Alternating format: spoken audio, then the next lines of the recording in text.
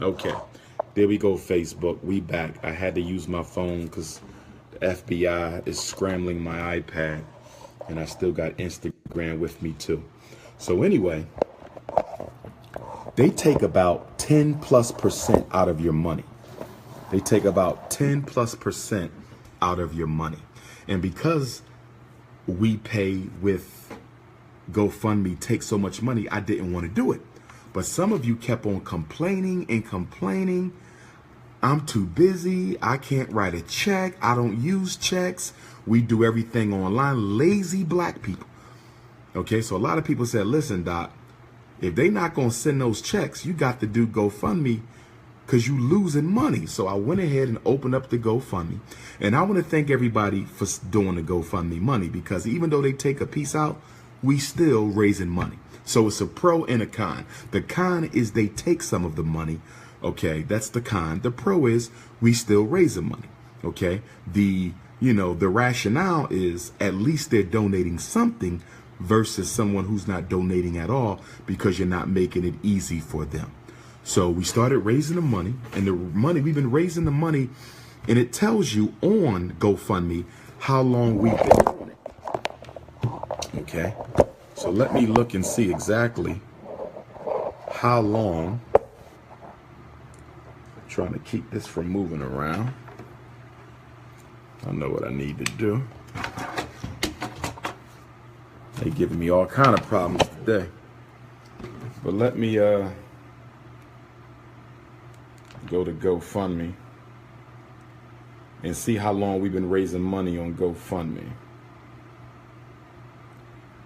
GoFundMe.com/DRUMAR. Go. We're going to see how long we had our GoFundMe up, because we've been at this for a couple of years now. 32 months. Okay. 36 months is 3 years, right? So we've been at it 32 months. So that means the whole November, the whole December, 33, 34. That means in March, we would have been up on GoFundMe for 3 years in March. Okay. So we raising money. Okay. We was trying to get St. Paul's. Remember, up until 2017, St. Paul's was always our goal. That's all I wanted was St. Paul's. They had the dorms, they had the space, cafeteria, gym, they had woods, land to grow on. St. Paul's was perfect. And at $2 million, St. Paul's was a steal. Okay, so I kept checking in with the realty company saying, I'm raising money. And then about a year into the fundraiser, I'm going to say a year and a half into the fundraiser, okay, 2015, right? The hate began because we were raising so much money. Jealous hoteppers began to try to undermine the Frederick Douglass Marcus Garvey Academy, motivated by jealousy and envy because we had raised more money than most of the hoteppers put together. And the difference between our campaign and most of the hotepper campaigns is they were not raising money to build institutions. Let me say this again. None of the campaigns I've seen in the hotep community were put together to build institutions. I've seen campaigns to help me raise money to travel, campaigns to help me buy this and help me buy this. And it was all about serving themselves. And I'm not knocking nobody. That's none of my business. I'm not knocking nobody. If black people want to be taken advantage of, they can be taken advantage of. But my point is, most of these hotep campaigns that I saw was not based on building an institution. The Frederick Douglass Marcus Garvey campaign is not for me.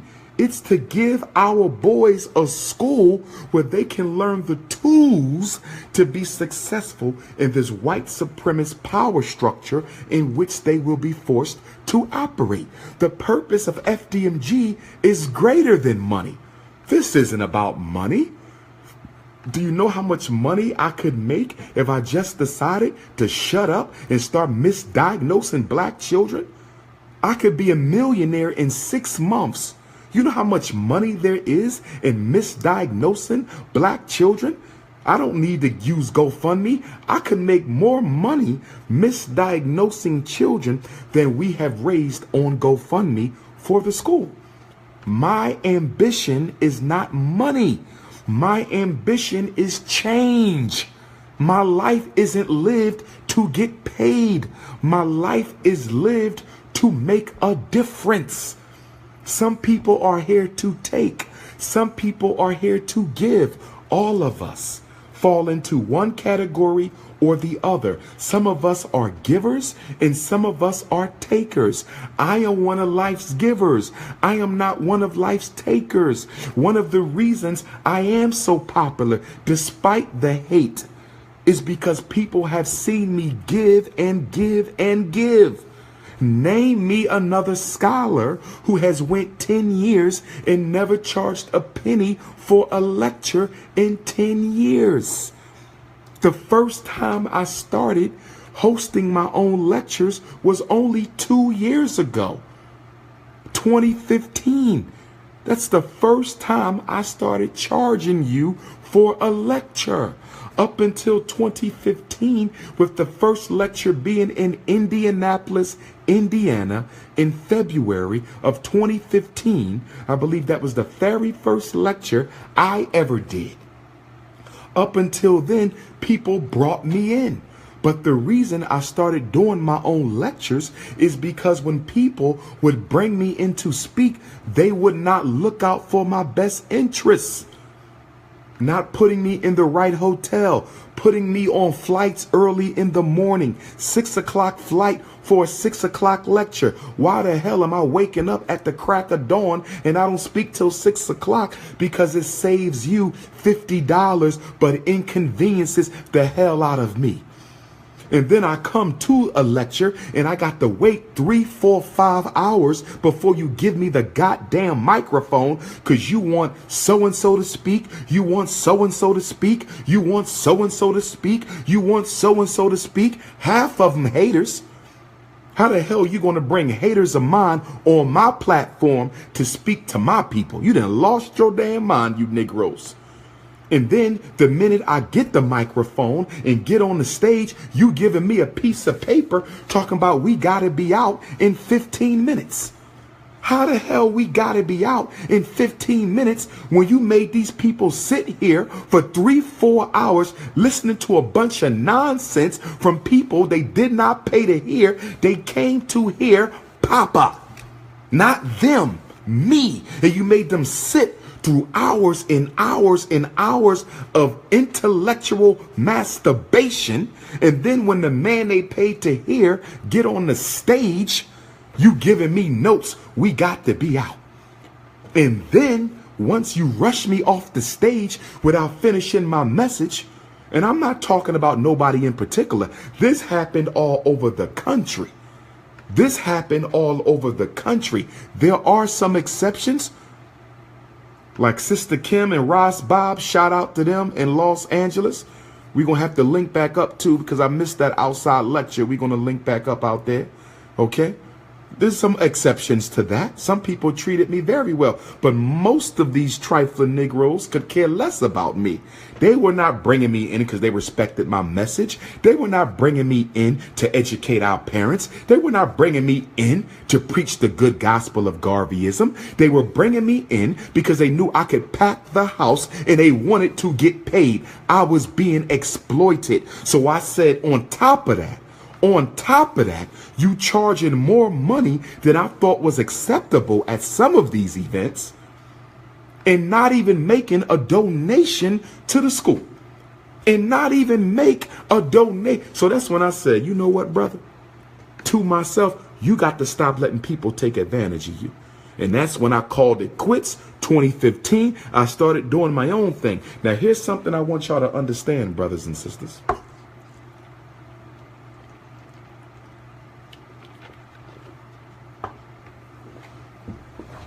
Here's something I want y'all to understand. The hate against me and my fundraiser did not go into overdrive. And let's clarify. For every hater, I got 1 million supporters. I want to clarify. For every hater, I got 1 million supporters. Okay? But, so I don't want to exaggerate the hate because it's not as big as you think. It's just that it get more attention because black people love bullshit. Let me say that again. It's not that I get more hate than love. It's just that the hate gets more attention because black people love bullshit. Are y'all following me? So people tend to focus on that. When I do interviews, they want to focus on negativity. I have never once been asked, how many children have you saved? I have never once been asked, what do you love best about doing what you do as a certified school psychologist? One of the only ones in America. They don't ask me them kind of questions. They want to ask me a bunch of nonsense about degrees that they don't even have. Why in the hell am I being asked about degrees when half these Negroes running their mouth on YouTube ain't got none? So why should it matter if I got one when most of the people y'all listen to don't have any? And don't get me wrong, I don't think you need a degree to teach. I don't have a problem with the self-trained teacher teaching. Nothing wrong with that. Why can't a brother teach? Nothing's wrong with that. My point is, why are you questioning the credentials of a man in a conscious community where credentials don't matter? Y'all don't give a damn about credentials. Y'all worry about drama and bullshit. You ain't focused on the people who doing the work. You want bullshit. Let's be honest. Black people are addicted to bullshit. Okay? Let's just keep it real. So they focus on the negativity and ignore all this positivity. They don't talk about the Tuesday morning call. Do you know if I put a price tag on the Tuesday morning calls, I should have made $1 million already? If I put a price, who you know? Name me a psychologist. Name me one that you know. Past or present. Name me one with a certified doctorate degree who wakes up every Tuesday, 6 o'clock, and don't get off that phone, sometimes 1, 2 in the afternoon, till every parent on there has been helped. Consultations, I could easily charge $300 an hour for a consultation. And what I do them for free. And when you do pay, it's $50. And when you do pay, show me somebody with a doctorate charging a $50 consultation. My colleagues, they started $300. They started $300. And I don't need no pat on no back. I want to be clear. My blessings come from the Most High. Ain't nothing you can give me that the Lord can't give me better. So I don't need nothing from y'all. No, none of that. Shout out to the Black Power Awards. I want to thank you, brothers and sisters.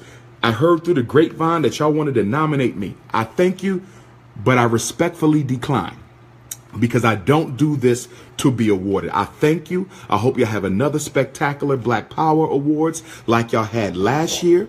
Okay, I supported it last year. I was not nominated. I did not need to be nominated. Okay, my work speaks for itself. If you're giving out awards for education and helping children, everybody knows ain't no name getting called before mine. I'm sorry. So I don't need nobody to give me that, but I like what y'all do. I love what they do with the Black Power Awards. You know why? Because they acknowledging brothers and sisters who have done good work. They acknowledging brothers and sisters who have done good work. I don't have no problem with that. Okay, so I don't know if it's true, whether it's false. I was told y'all wanted to nominate me. I got a couple text messages. People said they want you.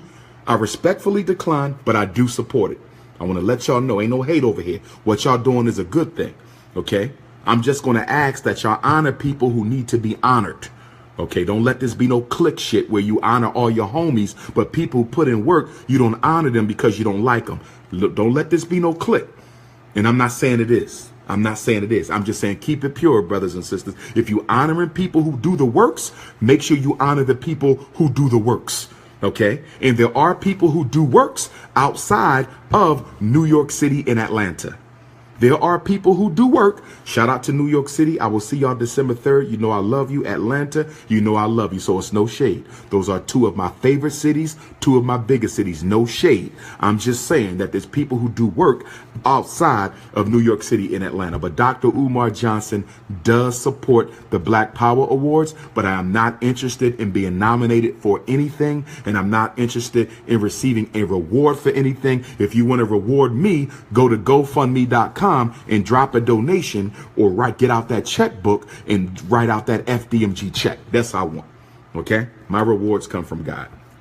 Now, here's the point that I wanted to make from y'all.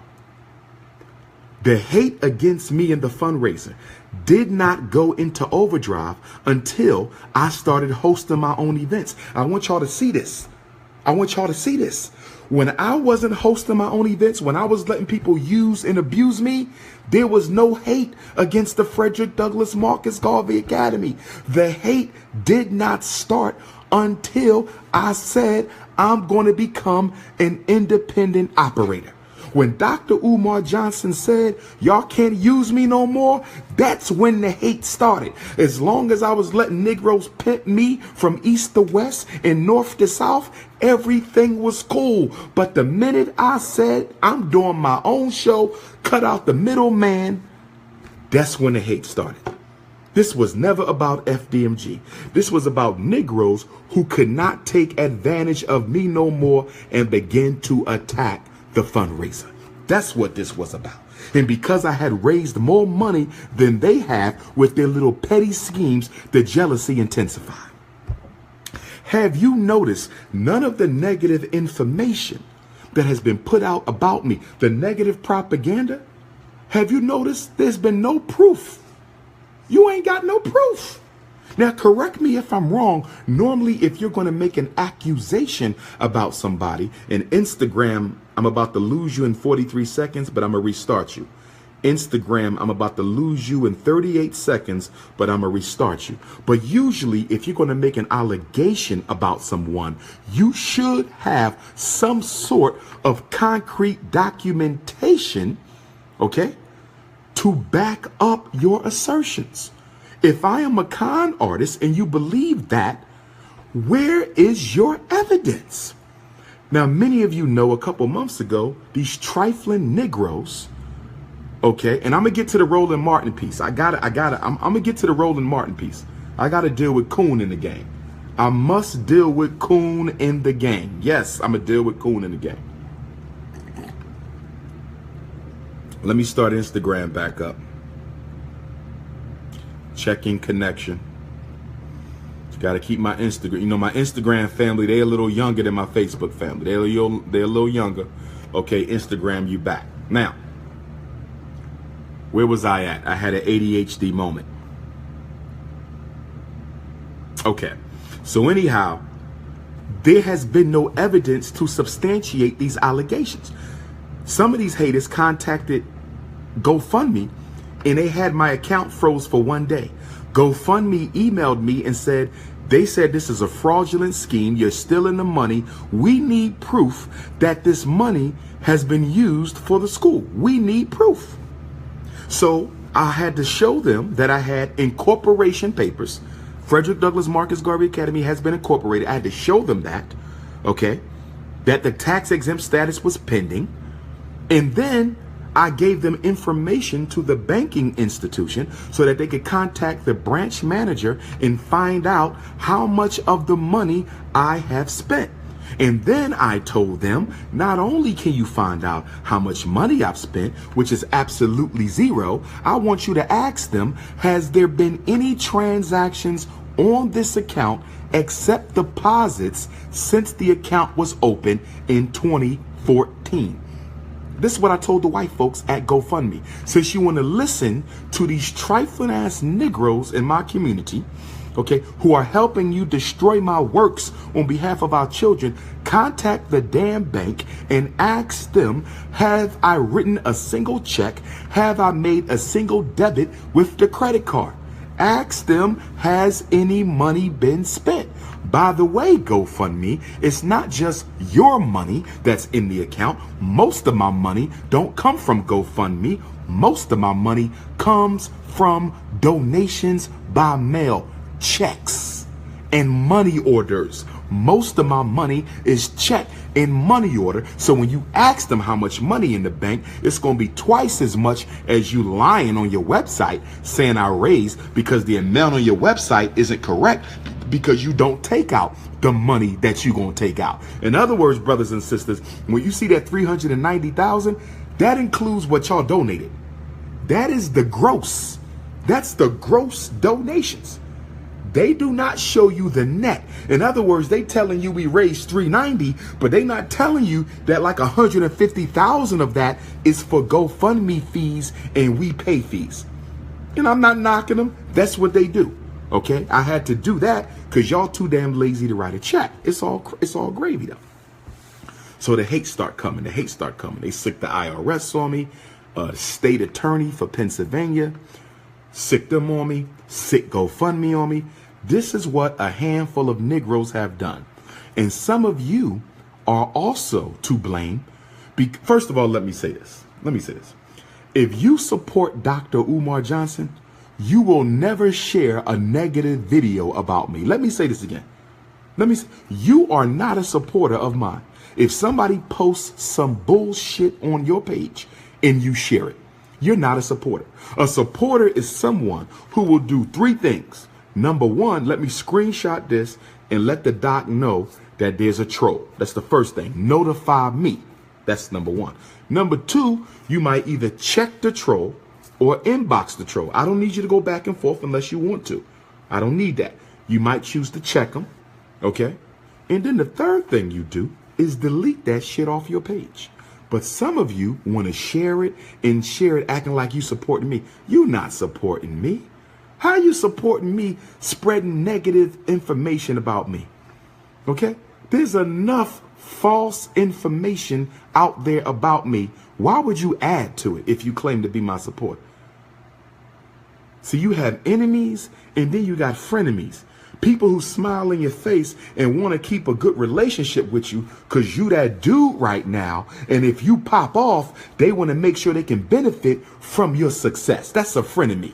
I don't want to get too close to Dr. Umar. I still want to stay cool with his haters. See, this is what a lot of y'all Negroes do. And you ain't fooling me.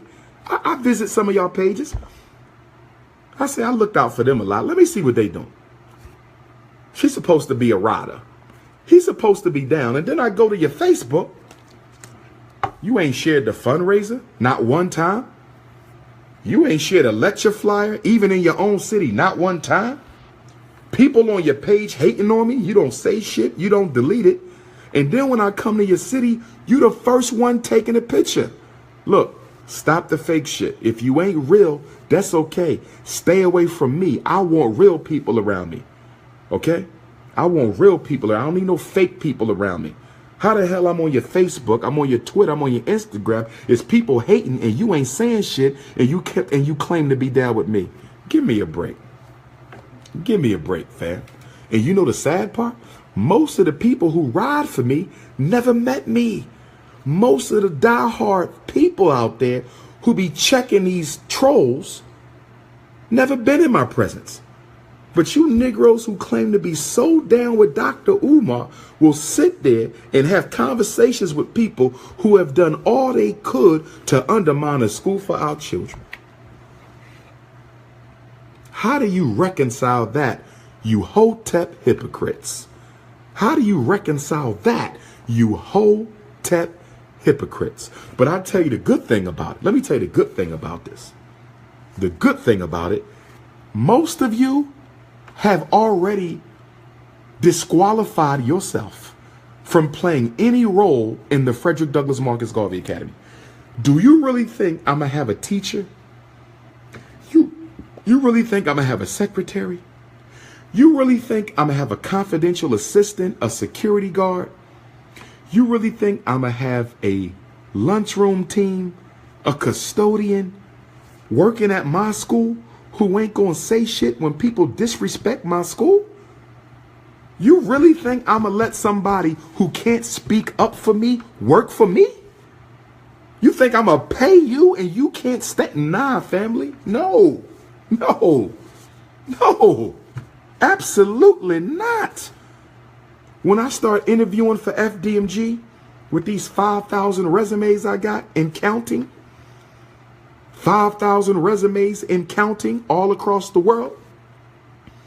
And by the way, some of you, shout out to the brothers from the Marcus Garvey Academy up in Trenton. I appreciate you, brother, for showing me love this past Sunday. Shout out to the Marcus Garvey Shule in Trenton. Shout out to the Marcus Garvey School over in Los Angeles. Shout out, I just spoke at an independent African school, beautiful school in Fort Lauderdale. Shout out to that school. We got a lot of good academies. Shout out to all the independent schools out there. But some of you independent school people, you hating. You know who you are. You hating. And I want you to know something, family. I be seeing your little disrespectful posts, your little disrespectful tweets, little hating under your breath. Don't worry about that, fam, because when my school is up, my students going to challenge your students. When my school is up, you know who I'm talking about. My students going to challenge you. Since you're talking so much about you this and you that, you're going to have to prove that, fam, because you've been talking too much. You, is three of you. You, him, and him. All three of y'all going to have to prove that your school is as good as you claim, because the FDMG Pan-Africanists going to call you out. Your students against my students. I'm going to prove that you ain't teaching them kids. You hotep fake it. Now hate again, because I'm expose your ass. All y'all little fake homeschools, keep playing with me. Keep playing with me. I'm going to air your ass out. Keep playing with me. But I ain't going to do it. My students going to do it. Garvey style. Now make another post about me without using my name. Make another post. Ain't nobody getting away with nothing. Ain't nobody getting away with nothing. And the other thing I need y'all to do, when you see a hater, I want you to screenshot it and save it. I want you to put a little folder on your desktop, Dr. Umar haters. Because when we open up the school, I'm going to have an email address. And I want you to send all the haters. They picture, because what I'm going to do is I'm going to have a master hater list. Because these same trolls think they're going to sneak into the school. They think they're going to apply. You got to help me keep them out. Dr. Umar Johnson is so busy. Dr. Umar Johnson, I'm not giving him the time, Sister Kim. I'm clarifying, sweetheart. It's important that you clarify sometimes. Trust me, they get a little bit of time, but this needs to be clarified. So when I do my next interview, I ain't got to talk about it no more. Because if you follow me, every interview is about the school. Every interview is about degrees. Every interview is about Frederick Douglass, right? So we clarify it so we can move on. We just clarify, but you got to clear the air sometimes, okay? Because I never spoke directly on FDMG. But I want y'all to do a folder, okay? Because I'm going to have a master hater list with pictures. I need y'all to get their picture, their name, their real name, whatever you can get. Don't worry. We're going to have the email set up. I need y'all to save it, though. Because what they're going to do, they're going to delete all that hate. They're going to try to clean it up. Nah, catch them now, y'all. I don't want them around me. I don't want them around my children, our children, because they are dangerous. They are dangerous. And I'll be damned. I don't want none of you coming up to me talking about, you know, I'm sorry, Doc. You know, I did, you know, people said you wasn't real. So, you know, I got caught up in the hype too. You know, nah. Ain't no apologies, family. I forgive you, but I don't forget. Once a snake, always a snake. You're not setting foot in my school. You're not setting foot. Now, for the sake of your child, if the mother was a hater, the daddy can set foot in the school with the child. If the daddy was a hater, the mother can set foot in the school with the child. If they both was haters, child can't come. I'm sorry. I can't let haters in my school. It's just not working. Okay? Because who else in the conscious community is trying to build an institution? That's what I want to know. That's what I want to know. Who else in the conscious community is trying to build an institution? Please tell me. I want to know. Because all I see is information, masturbation, agitation. Who is building something for our future? Give me a name. Because I don't see nobody building. All I see is a bunch of talking, edutainment, and all this shit. Who building? I'm building. Who building? That's what I want to know. You see? Let's get down to the nitty gritty. Who is building something? I'm tired of the education. Who's building? That's what I thought. Let me get rid of you.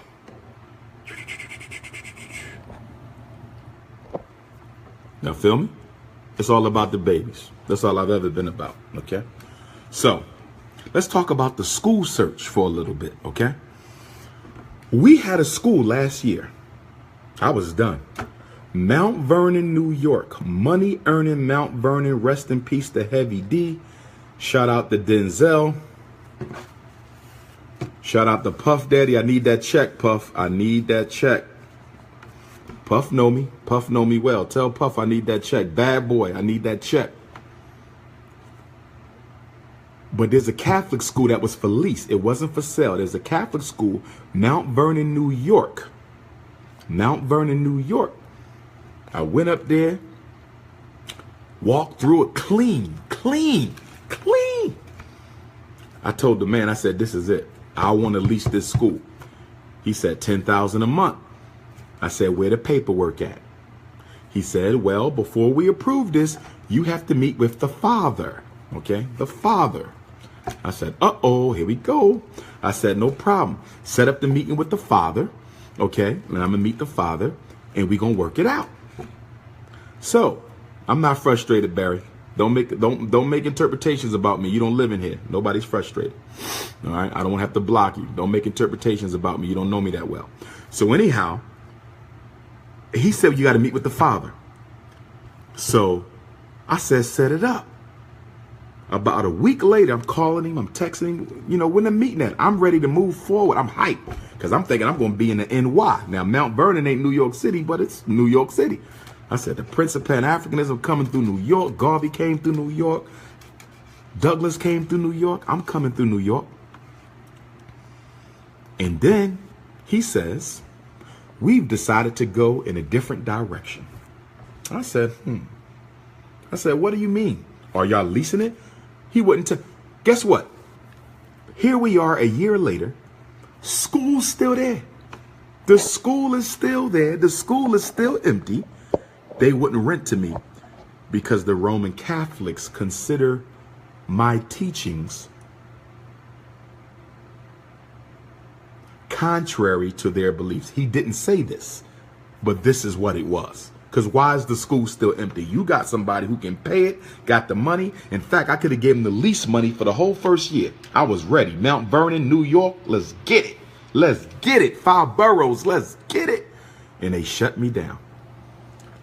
So I've been looking and looking and looking. And the problem is most of the schools are around that $1 million mark.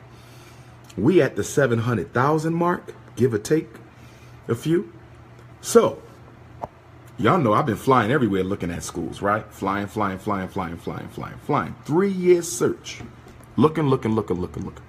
And then, if you notice, everybody became an expert on opening a school over the past year. Have y'all noticed that?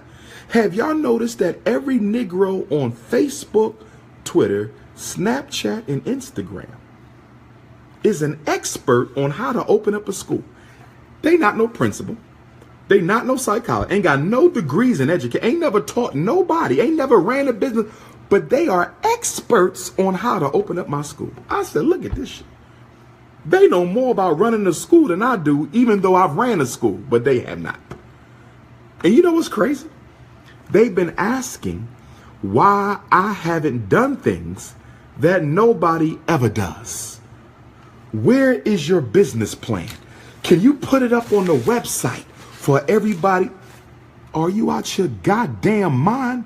Who do you know on earth puts up their business plan on the website or gives it out for any hating Negro to read and misread? Huh? United Way been collecting money for years. Have you ever seen United Way's business plan? Many of you are teachers. The American Federation of Teachers and NEA been taking money out your paycheck for years. Have you ever seen a business plan? Some of y'all donate to all kind of charities and funds. Have you ever seen a business plan? Has the NAACP ever shown you their business plan? Name me an organization. Boop. Name me an organization that ever puts out their business plan for the public. Show me a school that puts out its business plan to the, if you don't get the hell out my face with that, might have put the, oh, why ain't your curriculum? Why don't you put the what school you know puts their entire curriculum on the website? No school does that. But check it out. Here's the funny thing. Facts. You know what the funny thing is, brothers and sisters? None of the people hating are donating anyway. That's the irony of all of the questions are coming from haters who will never donate. The donors, if they want to reach me, they reach me. They'll text me, they'll call me, they'll tweet me, they'll Facebook inbox me. Donors write to me all the time. Okay? The donors ain't got no problem. They ain't got no problem. It's haters who got the problem. And y'all know last year or 2 years ago, I had a beef with a certain scholar. I will call him a scholar because he does have a legitimate doctorate degree, okay? He did a whole video. He did like 2-3 videos. Where's the money? Where's the money? Nah, nah, nah, nah. Brought females on his platform so they can attack me. You know what I'm saying? Then another clown ass dude, he does a video. Where the money? Where the money? Where the money? Every time I turn around, some nut ass dude trying to get some props by talking about my school, while they are doing nothing for our people but giving them information. Information ain't gonna save us. Information ain't gonna save us. Organization gonna save us. So where are we now? Where are we now? As you know, I'm in Cleveland to look at some schools tomorrow, right? I'm in Cleveland. Oh, and by the way, when I fly around, airfare, hotel, flight, I do not use the school's money. I'm going to say this again because y'all people don't listen. The money for the school will be used on the school. Does everybody understand that? Did that mean, do you have a reading comprehension disability? Do I need to bring out my IQ test, achievement tests? The money for the school will be used for the school. The money for the school won't be used for Umar to go look at schools. The money for the schools won't be used for Umar to get no rental cars to drive to the schools. The money for the schools won't be used to pay for my hotel bill tonight. The money for the school will be used for the school. I don't know what's so hard about that. Actually, I do. You know what's so hard about it? Some of you Negroes are so unprincipled that if you had access to 700 grand, your ass be spending it right now. See, that's the real problem. The real problem is some of you thirsty ass Negroes who keep worrying about the school's money. You can't understand why I'm not stealing. You can't understand it because if it was you, you would have stole. And I know we got thieves in the conscious community because I done heard all kind of stories. I could run down stories right now. I could run down stories on youth. I could run down stories on brothers, on sisters, on elders who have stolen from initiatives for our people. See, I get all that information. I get it all. I could run down people who steal. So I could understand why some of you Negroes can't understand why I didn't touch the money. But I thought it would be easy to understand because you're dealing with a black professional, a doctor. What the hell I need to steal from the school for? Okay? I got a long list of kids who got to get evaluated this month. I got a long list of kids who got to get psychologically evaluated this month. I don't need to steal. Give me a break. So where are we now? Let me tell you where we at. First of all, I feel real good right now. I feel really good right now because I can smell the finish line, brothers and sisters. I can smell the finish line. I believe strongly in my heart. Ancestors here. Ancestors here. I can feel it. I feel strongly in my heart that we going to have a school by New Year's Day. And now let me tell you why I feel that way. We have 3 schools in Wilmington, Delaware. We have 3 schools potential in Wilmington, Delaware that we can afford. We have the money for. I just need to get it inspected to make sure we can afford to rehab it. Y'all remember I did the walkthrough in Wilmington. Some of y'all saw the video. I walked y'all through. I try to keep y'all in the know. I'm very transparent, so I don't know why Negroes keep asking questions. But there's schools in Wilmington we can afford. Okay? So that's Wilmington. That's Wilmington. Tomorrow, I'm looking at a school here in Cleveland that is for lease. The Cleveland school is not for sale. The Cleveland school, the main Cleveland school, is for lease. Okay, so we're going to see that tomorrow, and I'm going to let y'all know how that go. On Tuesday, I have to look at another school in Gary, Indiana. Shout out to Gary and shout out to Chicago, Illinois. So I'm going to go to Gary from Columbus so I can look at the school in Gary. It is affordable. It's a little high, but I think I could talk them down. I think we could do Gary, Indiana, which means some of the Chicago children could go as well. Okay? There's a school in Baltimore. So I have to drive down to Baltimore when I get back to Philly to look at that school. Okay? And most of the schools that I've seen that we can afford right now is in Motown, Michigan. Detroit, stand up. Now let me give you the details on the Detroit school situation. Most of the schools in Detroit are owned by the Archdiocese, the Roman Catholic Church. Okay? There's there's 6 schools in Detroit. 6. Detroit got the most. 6. Okay? Let me tell you the pros and cons of these schools.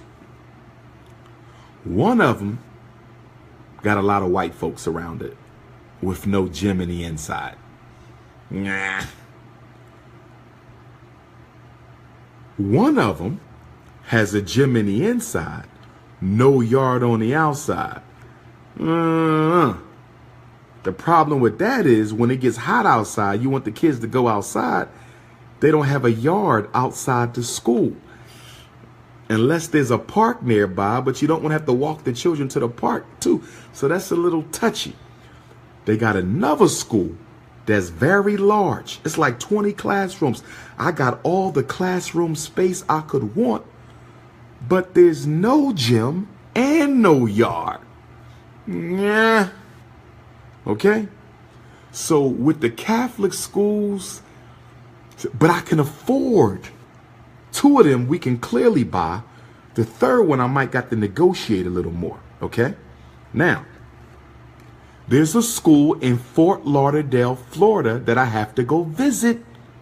And it's for sale. So I got a Baltimore school I have to look at. Gary, Indiana I have to look at. Cleveland tomorrow. That's why I'm here on my own dollar, not the school's money.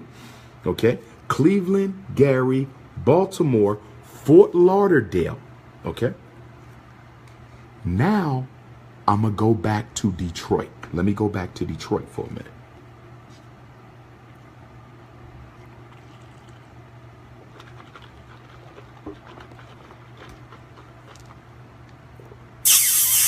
Okay.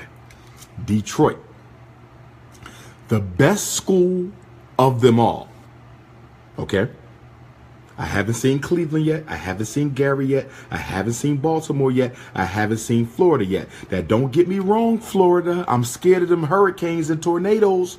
I don't need my school being blown away. That's what scared me about South Florida. I love the whole summer thing all year round. I'm feeling the sun because I'm son of the sun. I'm a Leo. I would love South Florida. Okay? Summer all year round. Guess what? When I became a certified school psychologist back in 2001, I was going to move to South Florida. I was going to move to South Florida. My grandmother was living down there at the time.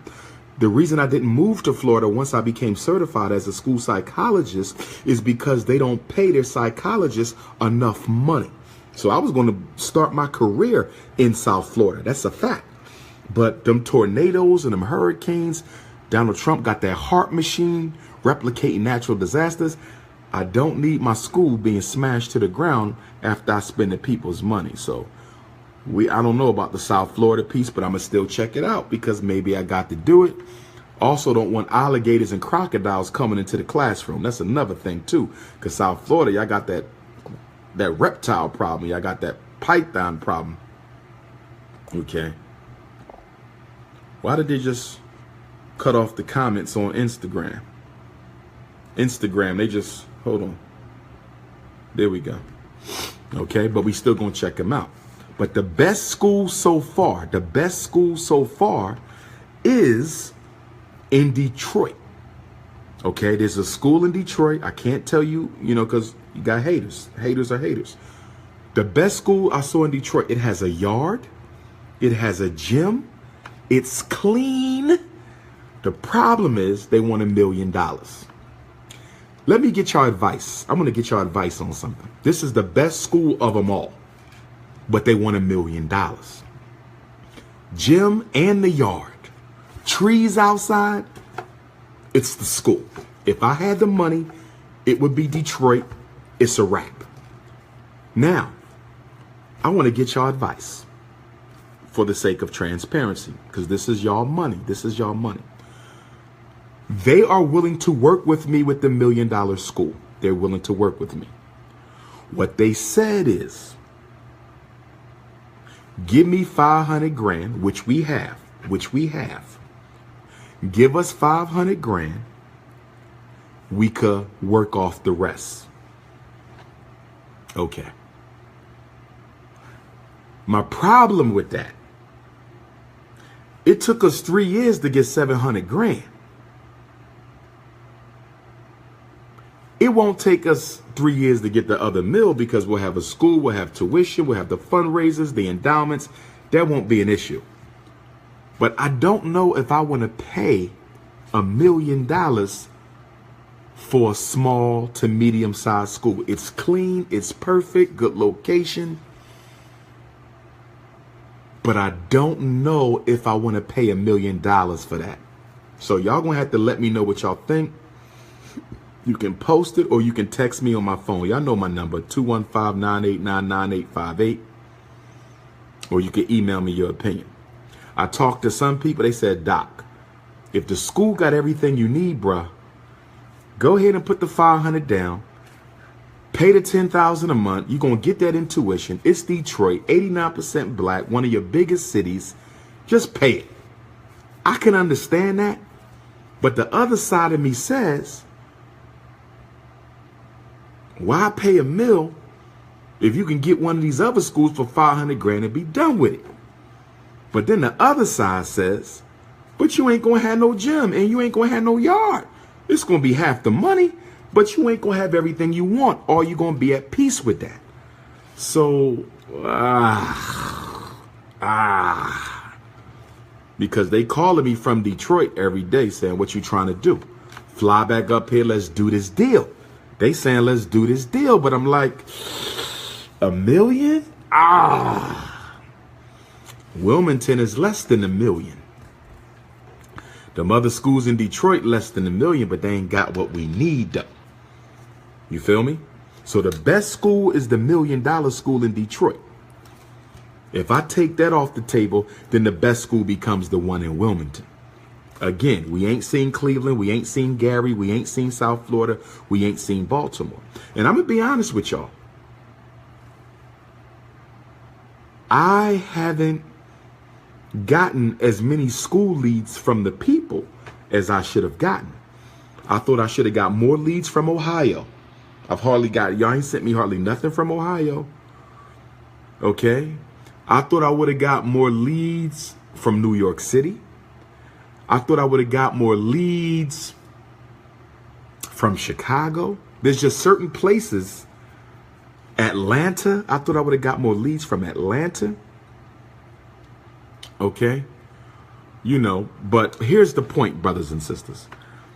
I'm in a good place right now because I think we're going to have it by New Year's Day. I just feel it. So what I want to do is look at these last couple schools. I done went through LoopNet. I done re-looped and looped and back looped LoopNet and looped and looped and looped again. But how can y'all help me now? 3 ways y'all can help me now. 3 ways. Send me some schools. When you drive by a school, click, take a picture, find that phone number, realty company, click, Text it or email. That's all you got to do. That's all you got to do. Okay? Because I want to look at the rest of the schools. October and November. December is decision month. Look at the rest of the schools. October and November. December is decision month. Okay? That's how we doing it. So if you know Kentucky, Louisville, I ain't got Cincinnati. What's up? Okay, Youngstown, what's up? Pittsburgh, what's up? Atlanta, what's up? Columbia, South Carolina, what's up? Charleston, what's up? Flint, Michigan, Big Rapids, Grand Rapids, Chi-Town. Where these schools at? Where these schools at? Okay, we got some white folks calling people the N-word. You better hope we don't find your ass on the street, you see. See, one thing about me is I know all white people are racist, but I don't call y'all out your name. But you want to come on here because you can hide behind that screen. Little nasty white girl. You just mad because don't nobody want your ass. But anyway, brothers and sisters, that's where we at. So as far as the Roland Martin situation go, I was very disappointed in my brother. Very disappointed in my brother because I had been on his show 3 times before. I had been on the Roland Martin show 3 times or 4 times. He never disrespected me. If he wanted my degrees, he could have got them any time before that. But I ain't gonna hold y'all.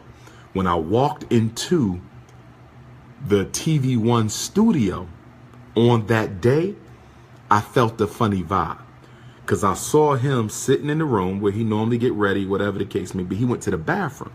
And when he came out the bathroom, he didn't look me in my face and he did not speak.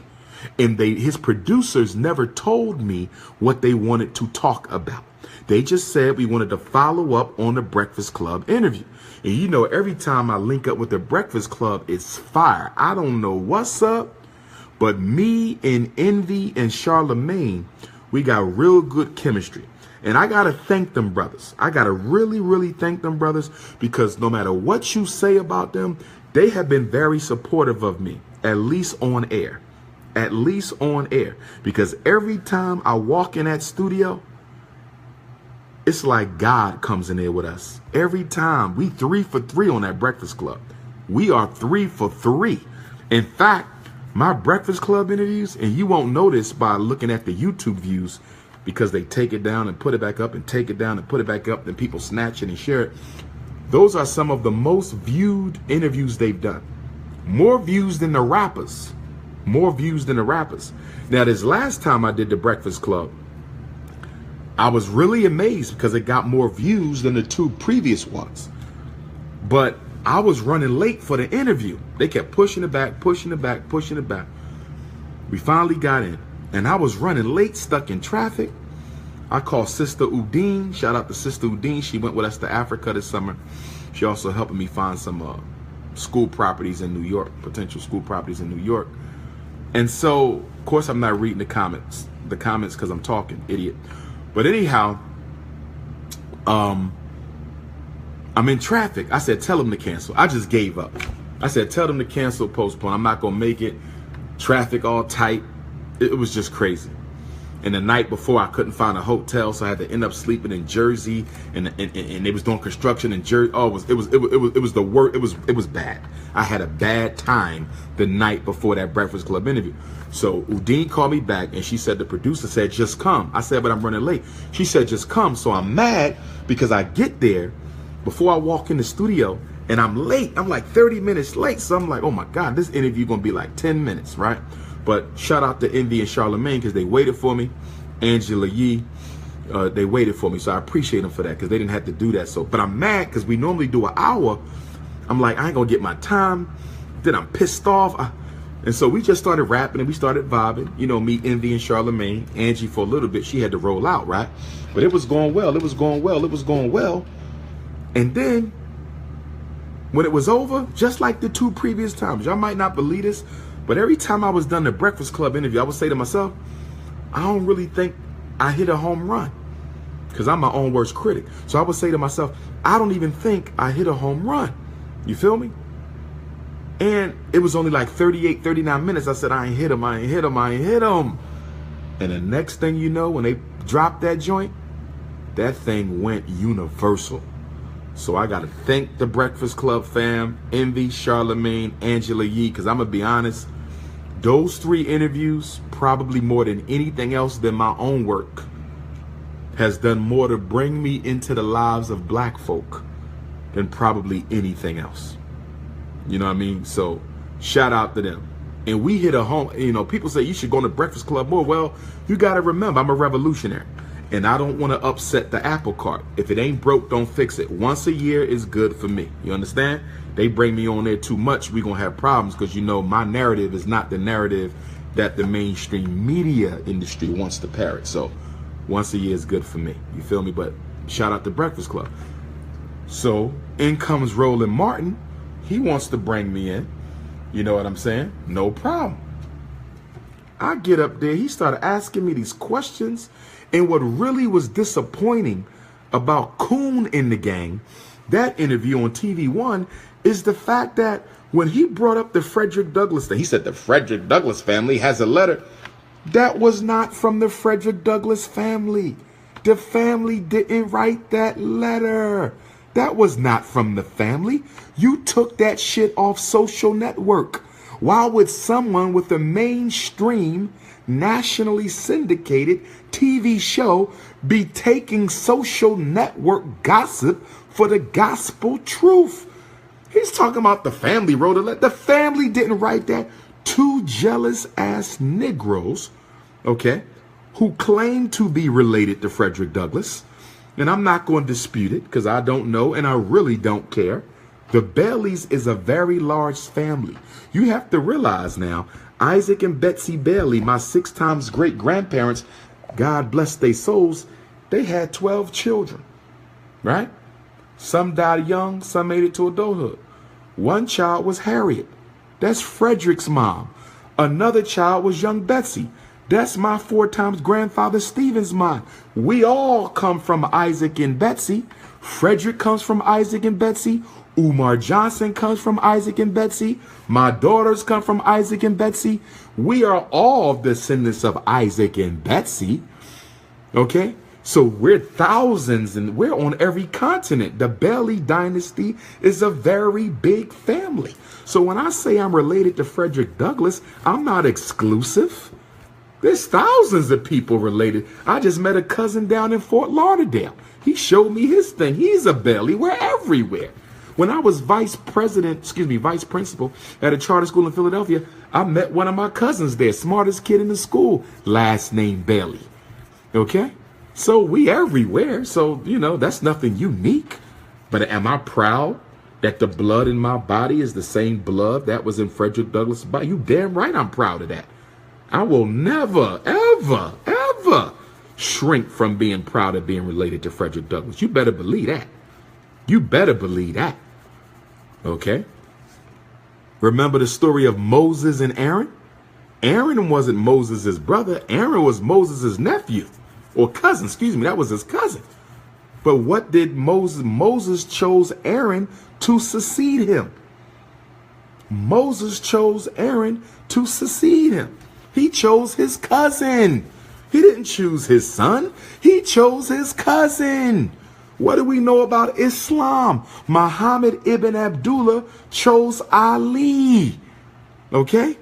Ali was his cousin. He, according to Shia theology, he chose Ali to be his successor. He didn't choose his son because he didn't have any. He had daughters. Muhammad ibn Abdullah had daughters. He chose his son to succeed. So if Muhammad, peace be upon him, can choose Ali, and if Moses, peace be upon him, can choose Aaron, why can't Frederick Douglass choose his cousin Umar to succeed him and continue his work? What are y'all talking about? It is still a bloodline connection, you dusty hoteppers. But let me get back to that. The reason that they attacked me, these two imbeciles, is because they want to monopolize the name of Frederick Douglass for personal profit. They want to monopolize the name of Frederick Douglass for personal profit. You know how people want to set themselves up and say, I'm the expert on the life of Frederick Douglass. I'm the expert on the life of this, and they want to go around and do speeches on Frederick Douglass so they can make some money.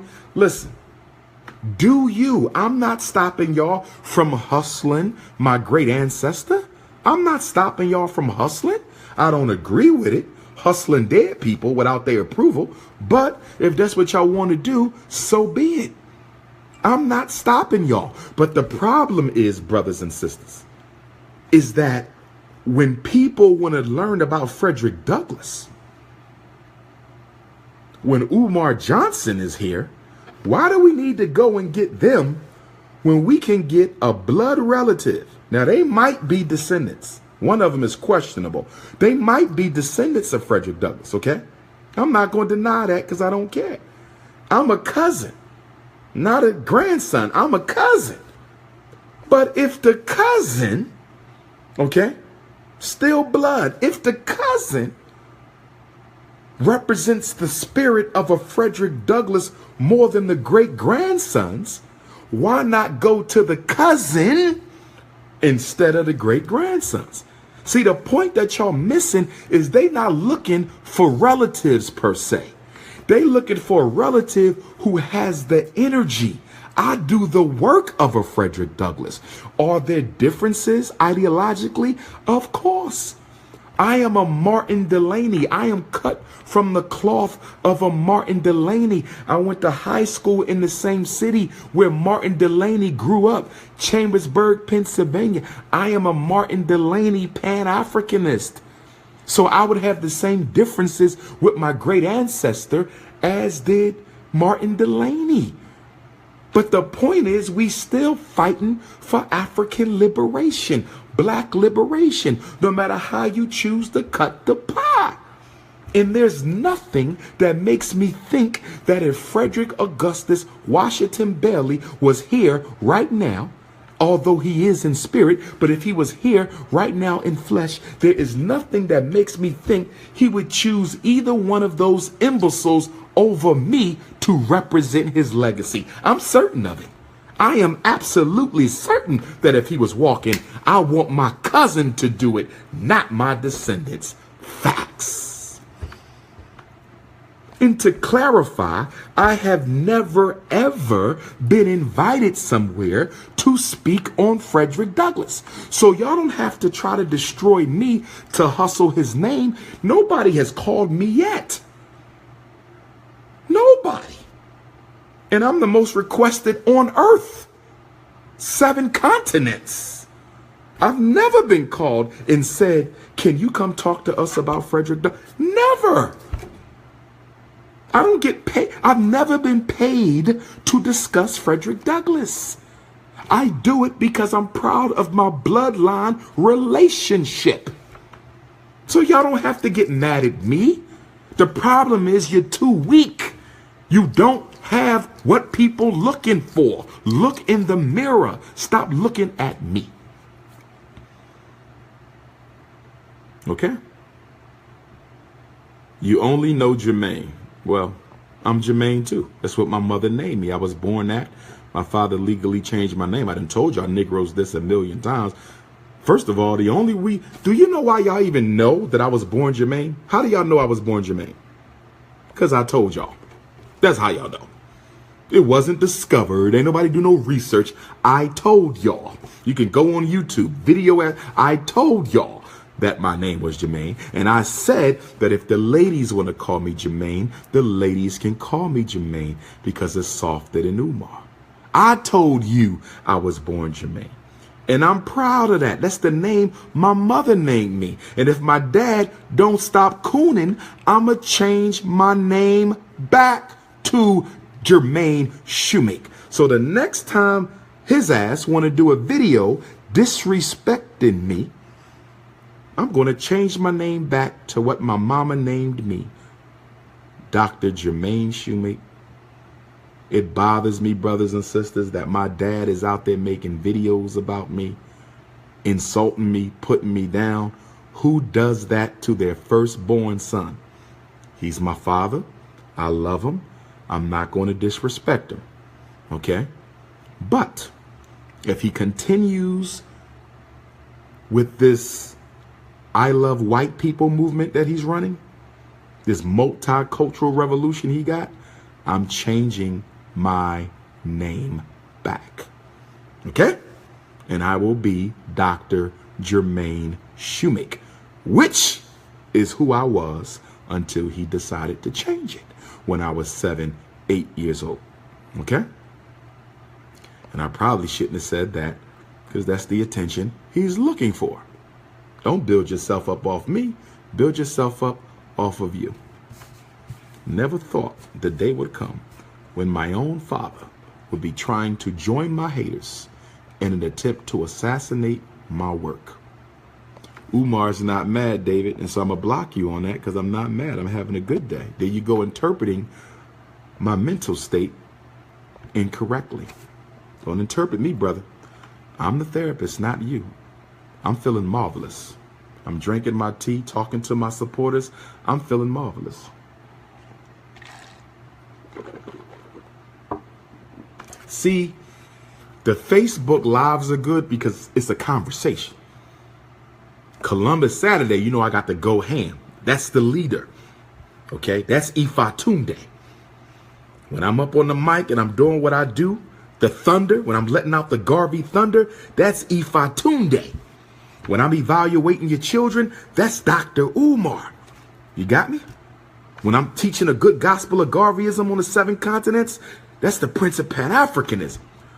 When I'm talking to you right now, this is Jermaine right now. This is Jermaine from 8th and Susquehanna Avenue, from 16th and Susquehanna Avenue, from the ghettos of North Philly. That's who you talking to right now. You understands me? I ran into my man Randy a couple weeks ago at Kurt Seafood, 8th and Susquehanna. Oh, I'm still in the hood. Meek Millie, get at me too. My brother Wink said we supposed to have that conversation, Meek. We need to do something for North Philly. Whatever you want to do, my brother. But me and you got to do something.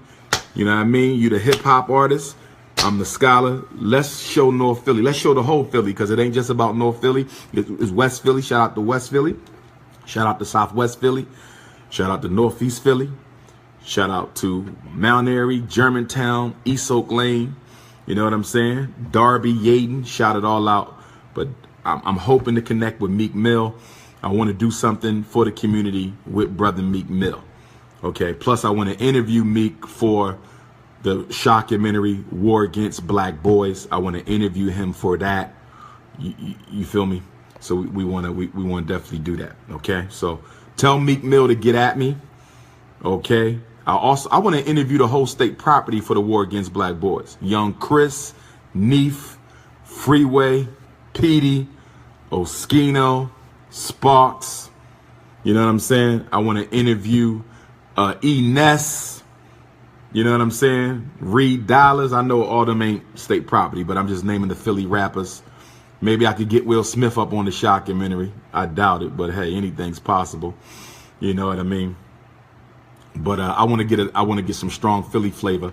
Also, if any of y'all have any contacts to any hip hop artists who are willing to be interviewed for the documentary, please get at me. Have them get at me. You know what I mean? I would love to have, you know, who else? Who some of the conscious hip hop artists, and even some of the not so conscious hip hop artists. You know, whoever the top artists out there. You know what I mean? Not none of them with the gay agenda though. I don't want that. You know what I'm saying? Maybe I could get Mr. Carter. And I got to shout out Jay-Z too. You know what I mean? I got to shout out Jay-Z for turning down the Super Bowl. Shout out to Sean Carter for turning down the Super Bowl. Now, I know what y'all Negroes going to say. He could be doing more than what he doing. You don't know what he planning to do. But one thing I can respect about Mr. Carter is they called him to perform at the Super Bowl. How many black thirsty ass artists you know that if they got that call for the Super Bowl would have forgot about Colin Kaepernick, would have forgot about police genocide, and they asked would have ran straight up on that Super Bowl stage to get that attention? Jay-Z said no. And then Justin Timberlake ran his little ass up there. Okay, so I don't want no more artists doing no songs with Justin Timberlake. We are boycotting Justin Timberlake. Don't do no song. Somebody call Pharrell up. Pharrell, no more songs with Justin. All right? All right? We got to stop the cooning. Okay? But shout out to Jay-Z for that. Shout out to Beyonce for her tribute to the Black Panther Party at the Super Bowl. My respect for them went up significantly, brothers and sisters. For Jay-Z and Beyonce, because they didn't have to do that. Neither one of them had to do that, and they did it. Okay? Does that mean they perfect? Nah. But I'm going to give, just like I can constructively criticize, I'm going to definitely give praise when praise is due. I'm going to definitely give praise when praise is due. Just like I'm criticizing Roland Martin ass for bringing me on there. We could have spent that time talking about strategies for black parents. We could have spent that time talking about the curriculum for FDMG. We could have spent that time talking about the mass incarceration of black males. We could have spent that time talking about the unity in the community, or how we can economically organize black people for their own liberation. Instead, you bring up some old, it was old, because all y'all done already read that fake ass letter. He gonna put that fake ass letter on national TV in an attempt to try to embarrass me. That's what he did. And that wasn't enough. Then he had to know where I graduated from school from. Then I had to deal with that because everybody start calling the school again, embarrassing me again. Did Umar go here? Did Umar go here? Did Umar go here? This dumb shit. I don't understand y'all. Y'all love shit. And that wasn't enough. Then so Frederick Douglass, the degrees, what else he bring up? It was 3 things. Oh, the school's money. Where's the money? You can start a school. You want to start a school? You can start a school. Why you don't open up a charter school? I mean, you can start a school. And then gonna ask me some nut ass question about interracial relationship. What about Barack Obama's daddy? I don't know Barack Obama's daddy, and your ass don't know Barack Obama's daddy. So what the hell you asking me about Barack Obama for? Well, what about Harry Belafonte? I respect Harry Belafonte. But I also know that his ass was married to a white woman. So what you naming him Sidney Poitier? What the hell Sidney Poitier done for the black community? What? Vernon Jordan? Vernon Jordan? Nigga, what? Who is you naming? Who is you naming? Vernon Jordan. What's wrong with this guy? Naming all these people ain't done nothing for us lately. Okay, they elders now, so no disrespect, but I'm just keeping it gangster. They were not grassroots activists. They were bourgeoisies. And having a white wife ain't gonna get you no points with me. Zilch. Okay? I do not date outside my race, and I do not tolerate it. Okay? I never said I hate nobody. All right? Brothers with white women, they call me up, they speak to me, we have a conversation. They know politically I don't agree with it. That don't mean I'm gonna disrespect nobody. White woman ain't got no business being with no black man. That don't mean I'm a disrespect nobody. My principles are my principles. I'm not breaking them for no damn body. I don't care how many times you ask the question. Okay? I am not Ray Lewis. I am not Shaquille O'Neal. I am not Deion Sanders. I'm not Jalen Rose. I am none of these athletes who get on TV and talk about how they not going to take a knee. Because that's the flag, and people fought for that flag, and my father died for the flag, and Colin Kaepernick could have found a better. Let me deal with this NFL thing. Can I talk about this?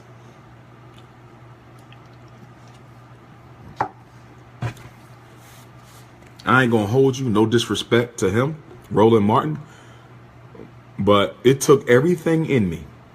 Y'all know what I wanted to do? I ain't gonna lie.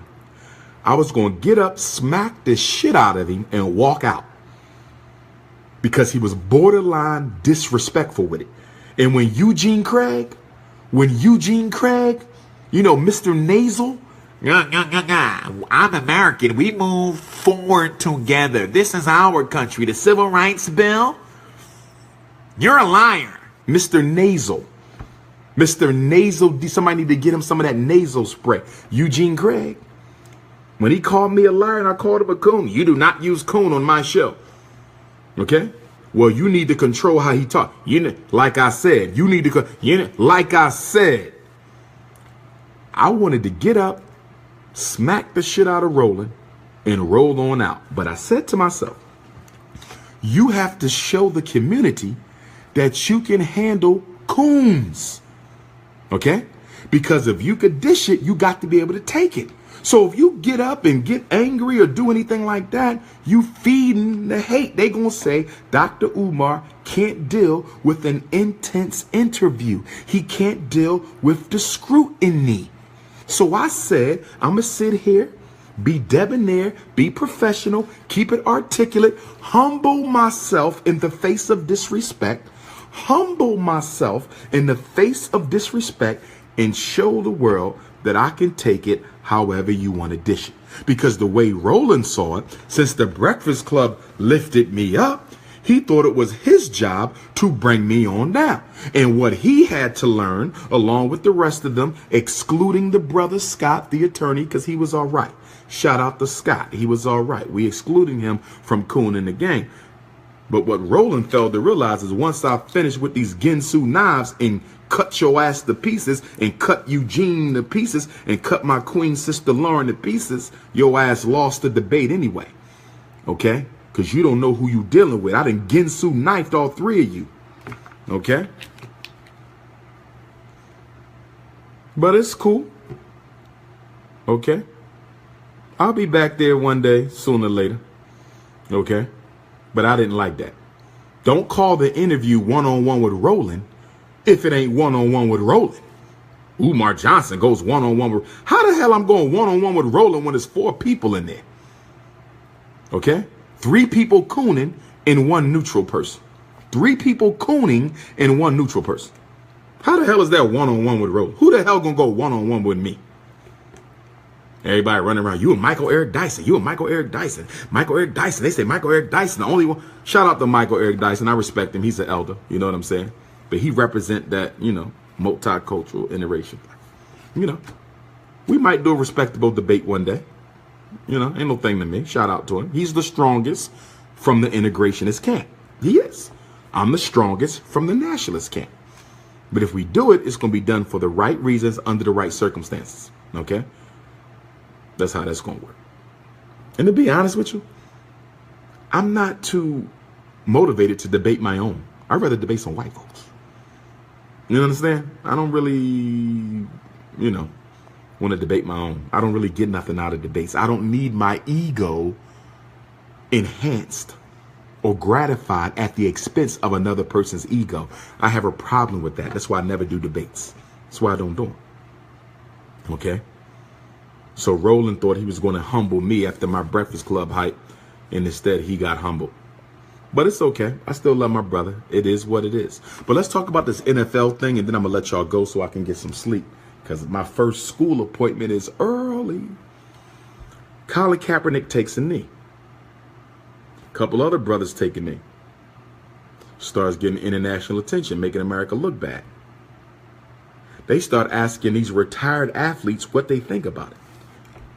And instead of Shaquille O'Neal saying he had a right to do it, he should have done it, they killing black folks on the street. Trayvon Martin, Sandra Bland, Tamir Rice. You know what I mean? Yes, he should have done that. Somebody needs to bring attention to the injustices against my people. Shaquille O'Neal didn't say that. Here's the biggest, blackest man in sports. And instead of supporting his brother, Colin Kaepernick, he goes on national television and says, my father was a military man, so I can't agree with it. What the hell does your father being a military man, Shaq, have a damn thing to do with us being murdered and shot down by police in cold blood? What does that have to do with it? You can still honor your father who was in the military and still support the need for a protest against that flag and song. What is wrong with you? What is wrong with you? Deion Sanders, who is my favorite defensive player all time. You get on there and say Colin Kaepernick need to write a letter to every team in the NFL. Apology. You want this man to tuck his... Huh? Apologize for what, Deion? And what I don't like about you Negroes in sports is y'all trying to change the narrative about this situation and make it look like it's something personal with Colin Kaepernick. The question, Shaq and Deion, why isn't it personal for you? Why isn't it personal for you? Colin Kaepernick didn't make a mistake. The only mistake he made is thinking you white loving Negroes was going to show him some type of love. Okay? That's the only mistake. Why didn't y'all back him up? It ain't about Colin Kaepernick. It's about the issue. We're being murdered in disproportionate numbers, and y'all don't say nothing about that. You love being on TV so much that you throw your whole community under the bus to keep that damn commentator's job. My father was in the military, so I can't do it. Michael Vick, he needs to cut his hair. Now, in fairness to Michael Vick did take it back after he realized how ridiculous his statement was. But my brother, they destroyed your career for killing dogs. They destroyed your career for killing dogs, but they kill black men every day and go home. They stole your prime years for fighting dogs, but they kill black men and go home. How dare you say he needs to cut his hair? How dare you say he needs to cut his hair? Lil Wayne? Oh my God. I didn't even know Lil Wayne was interviewed on Undisputed with Skip and Shannon. That was about a year ago.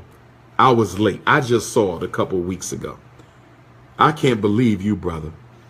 I am extremely disappointed in Lil Wayne.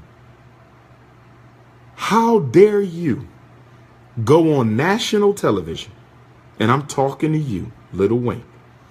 How dare you go on national TV and tell the world via Skip Bayless, when asked about racism in America and when asked about police genocide, you tell Skip that you don't have a comment on it.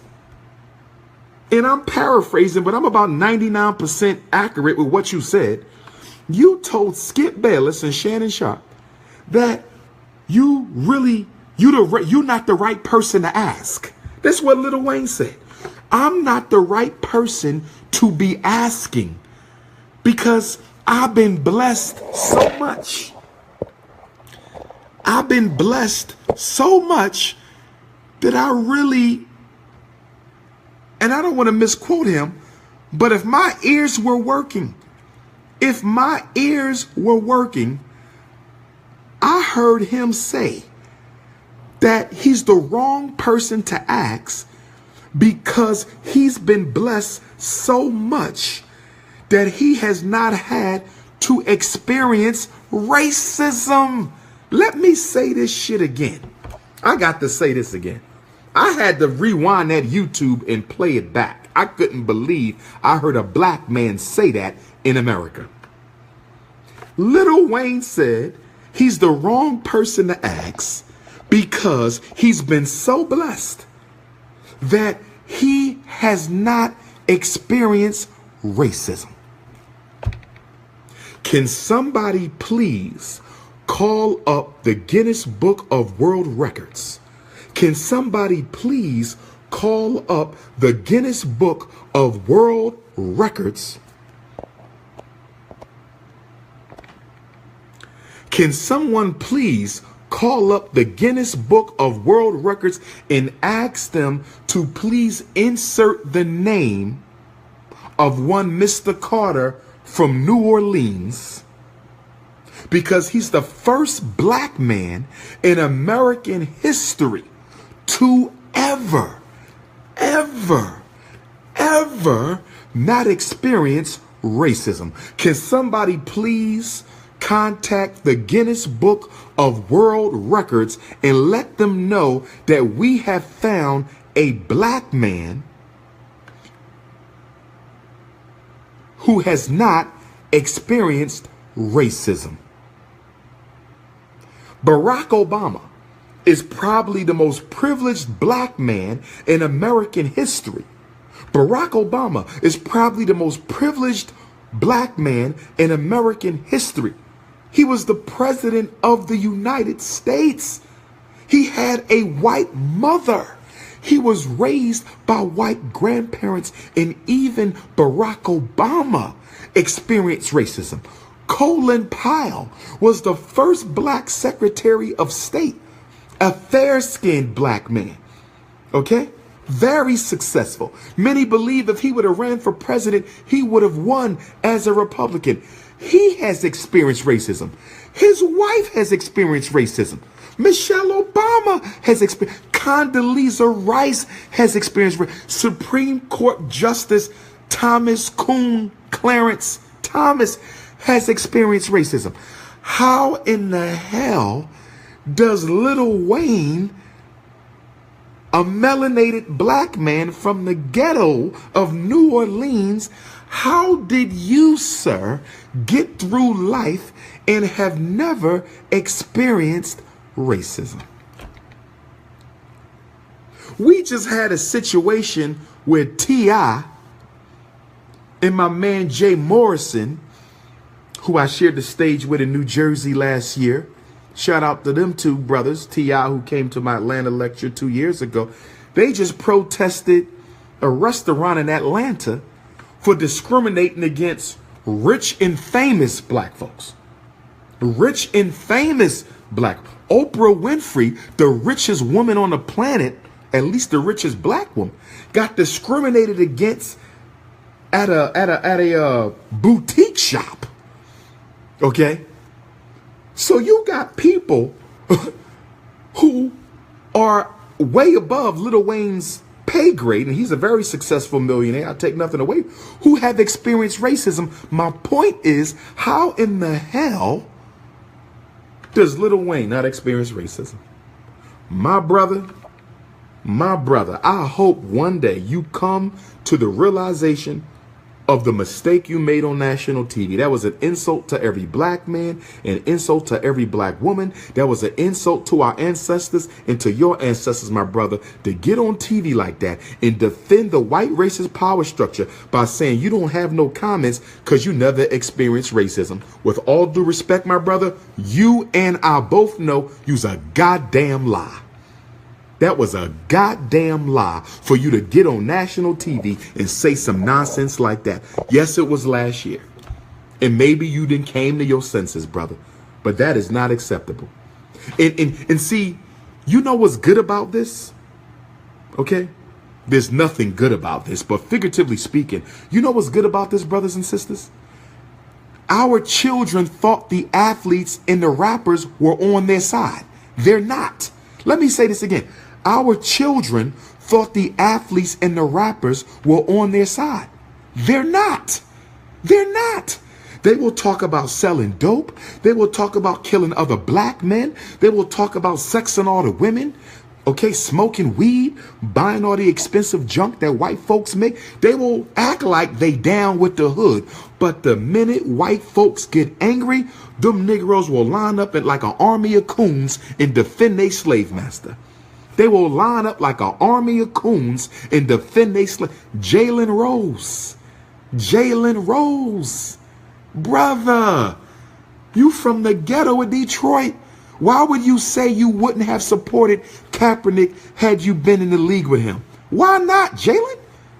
All the police brutality in Detroit, all the racism in Detroit, why would you not take a knee, Jalen Rose? Don't get me wrong, you didn't coon as bad as a Ray Lewis did, okay? But brother, come on, what's wrong with you?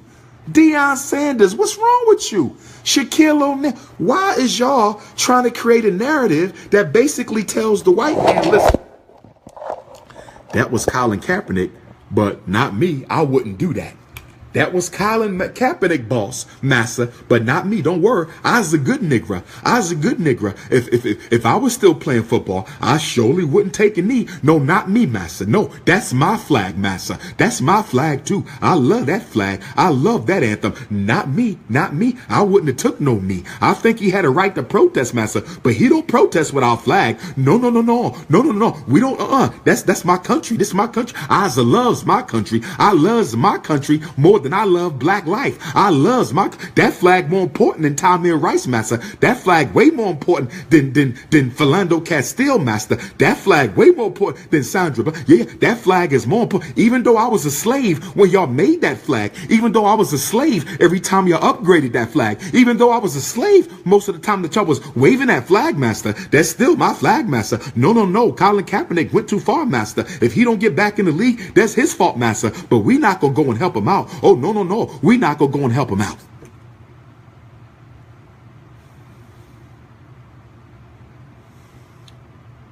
Yes, it was only one comment that I heard Jalen say that I didn't agree with. Yes, it was only comment that Brother Deion Sanders made that I didn't agree with. Yes, it was only one comment that my brother Shaquille O'Neal made that I did not agree with. But it only takes one comment, brother. You were put on the spot and asked whether you stand with your people or whether you stand with the NFL, and y'all chose the NFL. Negroes for lease. Negroes for lease. Negroes for lease. I'm not trying to disrespect y'all. I'm trying to highlight the fact that y'all disrespecting our people. That's what I'm talking about. Shout out to T.I. T.I. been standing up, y'all. T.I. been standing up. Shout out to T.I. Charles Woodson, Heisman Trophy winner. Charles Woodson, Super Bowl champion with the Green Bay Packers. Charles Woodson, who retired with the... Shout out to Charles Woodson. He took a stand. Shout out to Charles Woodson. Chris Carter, I'm going to give you like a 50-50 because it seemed like you standing, but then you kind of go the other side. But I think you trying to stand. I think Chris Carter trying to stand. I think he's trying to stand. But you ain't as, you fluctuating a little bit. But I'm going to give you the benefit of the doubt, and I'm going to give Chris Carter a little bit of a nod. He looked like he been trying to stand a little bit. Stephen A. Smith, thumbs down, brother. Stephen A. Smith, thumbs down, brother. Because at first, Stephen A. Smith looked like he was trying to play both sides. Okay? But I done heard you say a couple comments, bro, that went too far. That went too far. Okay? Talking about how the NFL need to handle this situation, do something about it, put an end to it so people can get back to football. And if the owners want to, they have a right to say the players can't take a knee. First of all, what I don't like about this is I don't like how the NFL players is letting these damn owners treat y'all like y'all children. I don't like it. I do. Y'all better get some balls, okay? I'm just going to call it what it is. You don't let no owners sit up there and tell you that you can't take a knee to protest racial injustice against your people. Who the hell are you to tell me I can't take a knee? This is a First Amendment right, and I don't give a damn about no constitutional rights. I don't give a damn about no constitutional rights because half the people who signed that were slave owners. So I got human rights. God gave me human rights. I don't need to look at no damn. Does the Constitution say I could take a knee? Does the Constitution? I don't give a damn about no Constitution. Give a damn about that. That document said that we were property, not people. And the Constitution still says we property, we not people. They ain't changed that language. They didn't change that language. Thomas Jefferson, daddy was a slave owner, and Thomas Jefferson was a slave owner. He ain't even liberate them slaves when he was almost time for him to die. They were sold off after him. Thomas Jefferson talking about we hold these truths to be self-evident that all men are created equal. Get the hell out of here, you hypocrite. Raping Sally, him, his little black girl. Raping her since she was 11, 12 years old. That's a pedophile. That's a pedophile. Do y'all know all we needed was for every black athlete in the NFL to come out publicly as a movement? Until Colin worked, we ain't working. Until y'all should have backed y'all brother and y'all didn't. And that's what hurts me the most. It ain't even the fact y'all cooning on TV. It ain't even the fact y'all cooning on TV. Y'all couldn't even stand together for y'all brother. 85% the players are black. All y'all had to say, if Colin don't work, we don't work. That's all y'all had to do. Y'all couldn't even back him, and y'all left him out there and said, that's his problem, boss. That's his problem, massa. We not him. We don't know he crazy. That Negro right there. I don't know why, massa. I don't know why he would get involved in that, but we wouldn't do that. Even though we retired and we done made all the money we can make, massa, we still want to be on your TV. So don't worry about us, massa. We is not supporting no collar cabinet. We ain't taking no knee. In fact, we don't even want to hear about no police brutality, massa. This is America, and America is good for us black folks. America, if it wasn't for slavery, we still be back in Africa in the trees, swinging around butt naked, eating each other, massa. So no. You will have no problem from us. A damn disgrace to y'all race, selling out the whole people for some money. But again, brothers and sisters, I'm glad, because our children need to see that the rappers, many of them, and the athletes are not down with the struggle. You want to wear Air Jordans? Michael Jordan ain't saying nothing about police genocide. That's right. You want to go to the football game and you want to look at the NBA All-Star game, but they not speaking up against your oppression. The athletes and the entertainers are the new black bourgeoisie. The athletes and the entertainers are the new coon Illuminati. 100 years ago, it was the doctors who was the coons. 100 years ago, it was the lawyers who was the coons. 100 years ago, it was the engineers who was the coons. 100 years ago, it was the educators who was the coons. 100 years ago, it was the psychologists and the psychiatrists and the historians, the coons. In the 21st century, the academics are not the coons. The athletes and the entertainers are the coons. Facts.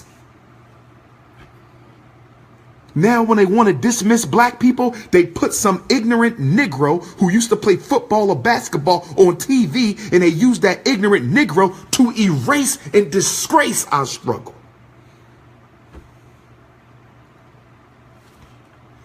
And nobody should be watching the NFL. We still boycotting. If you watching Thursday night football, you a coon. If you watching Thursday night football, you's a coon. The hell wrong with you? Talking about how you gonna take a knee for our flag? That flag ain't nothing but slavery. That flag was conceived in slavery. What's wrong with y'all? That ain't our flag. Every time they upgraded that flag, we was a slave. The final version came out in the 60s when they was locking up and killing black men during the sit-ins and the protests and the Black Power movement. That flag ain't us. Ain't no color black on that flag. That ain't my damn flag. What's wrong with you Negroes? And as far as that Star-Spangled Banner, are you Negroes crazy? Do you know who wrote that?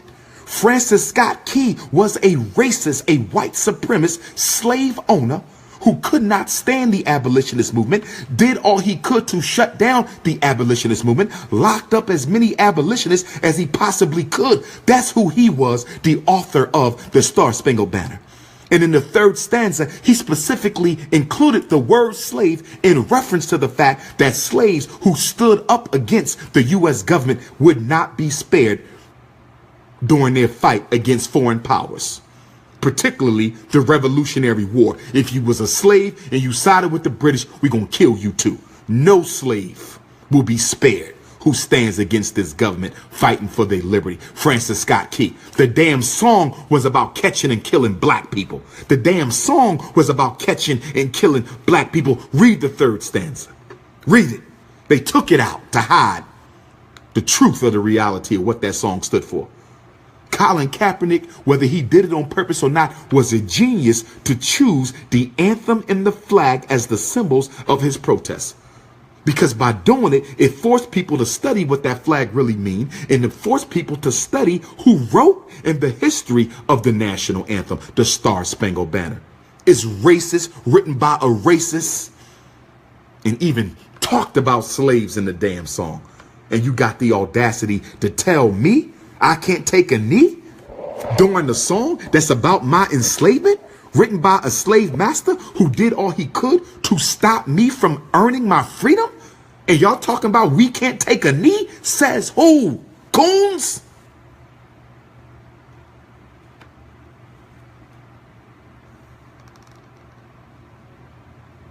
But I know you Negroes love the NFL more than you love black people. Go ahead and watch your Thursday night football.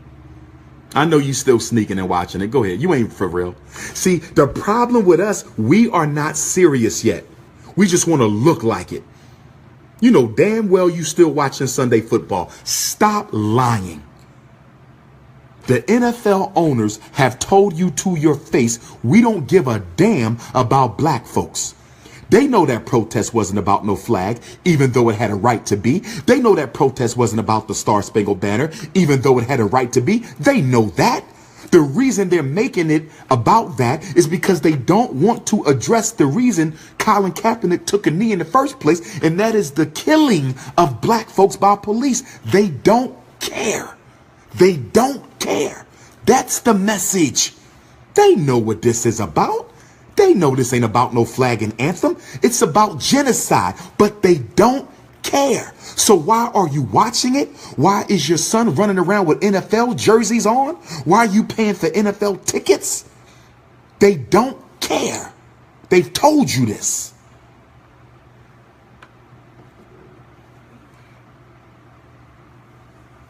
And again, I love my brothers, but I got to call a spade a spade. Shannon Sharp, thank you. Shannon Sharp, thank you. Shannon Sharp, brothers and sisters, more than any other NFL player I've seen yet, has spoken consistently and unapologetically about the racism in America, the racism in sports, the contradiction.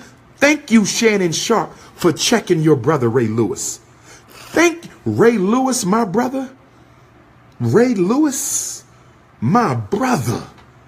You have cooned so bad, my brother, that they damn near need to put your face in the dictionary next to the word coon. And I don't mean no disrespect, my brother, but I didn't think I would live to see a black man buck dance and boot lick white folk the way you have done over this Colin Kaepernick situation.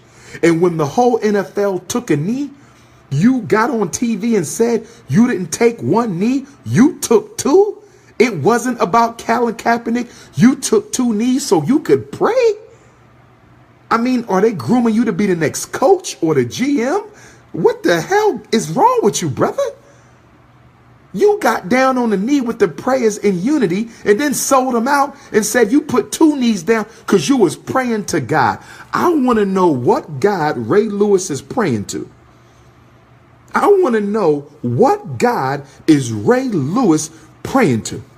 Because if my God, if the God of Black Africa condones your conduct as it relates to the protests against police genocide taking place in the NFL, I need to know what God that is, brother. I hope you do something for your people to square your conduct and consciousness with us, because you, my brother, have been a disgrace to your race. I understand what you've been through. I believe some of that plays a part in this ridiculous behavior you've been showcasing, my brother. Okay? And I'm not here to insult you, but I did not appreciate the way you handled the Freddie Gray protests either. You did not speak to what happened to Freddie Gray. You did not speak to the systematic injustices in Baltimore, Maryland. You did not speak to the police abuse against our children and high school students in Baltimore, Maryland. You did not speak to the fact that the whole protest was triggered by the police. You did not. You sided with the white power structure against our brothers and sisters. I understand they gave you a statue, brother. But if you ain't careful, that statue ain't going to be there because the brothers and sisters signing a petition to take that statue down. And unfortunately, my brother, after 20 years, and you was an excellent athlete, but the way you have conducted yourself with this situation, you don't deserve that statue, brother, until you do something to square yourself with your people. And don't get me wrong, Shaq, Jalen, Deion, Michael Vick, they didn't go as far as Ray Lewis. Compared to Ray Lewis, they revolutionaries, and they ain't none of them no revolutionaries. But compared to Ray Lewis, my brother, good God Almighty, Step and Fetcher revisited, brother. Step and Fetcher reincarnated. Damn. So, in Jim Brown, but Jim Brown a little older now, so with the elders, the minds can play tricks on you. I'm not going to knock him too much because Jim Brown was a stand-up man, but his comments was absolutely ridiculous too. Okay, a lot of stand-up black men. It reminded me of Obama. When Obama got elected, a lot of black people started saying racism is over. With this NFL protest, I'm seeing a lot of black people side with the power structure. Let me say this. The situation don't make the man. It reveals you to yourself. The situation don't make the man. In other words, they're not cooning because they're rich. Okay? Richness brought it out, but the coon was already there. If Dr. Umar Johnson marries a white woman, if I marry a white woman 20 years from now, guess what? That didn't just happen. It was in me already. Situations manifest your true character. These Negroes was never loyal to us to begin with. Drop off some toys at the hospital, make a couple donations to the community center. But when it comes to showing up and showing out, they not going to do that. Because what I need y'all to understand, it's not the money. Or should I say, it's not only the money, but they value their relationships with white people more than they value their relationship with their own people. Shaq is a millionaire. Dion is a millionaire. Jalen is a millionaire. I'm sure Mike Vick is comfortable. They value. And I'm not singling them out because most athletes would do the same ridiculous, make the same ridiculous statements they made. They value their relationship to the power structure. I'm not surprised they did that. And if you are a public school teacher, if you are a charter school teacher, if you are an independent school teacher, parochial school teacher, please do a lesson on this. Don't let this NFL protest situation, because it's going to be dead by next season. It's going to be dead by next season. The example they made out of Colin Kaepernick that made everybody scared to speak up. Just like the example they made out of Muammar Gaddafi made all the African leaders scared to speak up. The example they made of Colin Kaepernick made all athletes scared to speak up. So this is going to be dead next season. This is the last season for this. Negroes are more concerned with money than freedom. Okay? And guess what? Most of y'all the same way. Can we keep it real?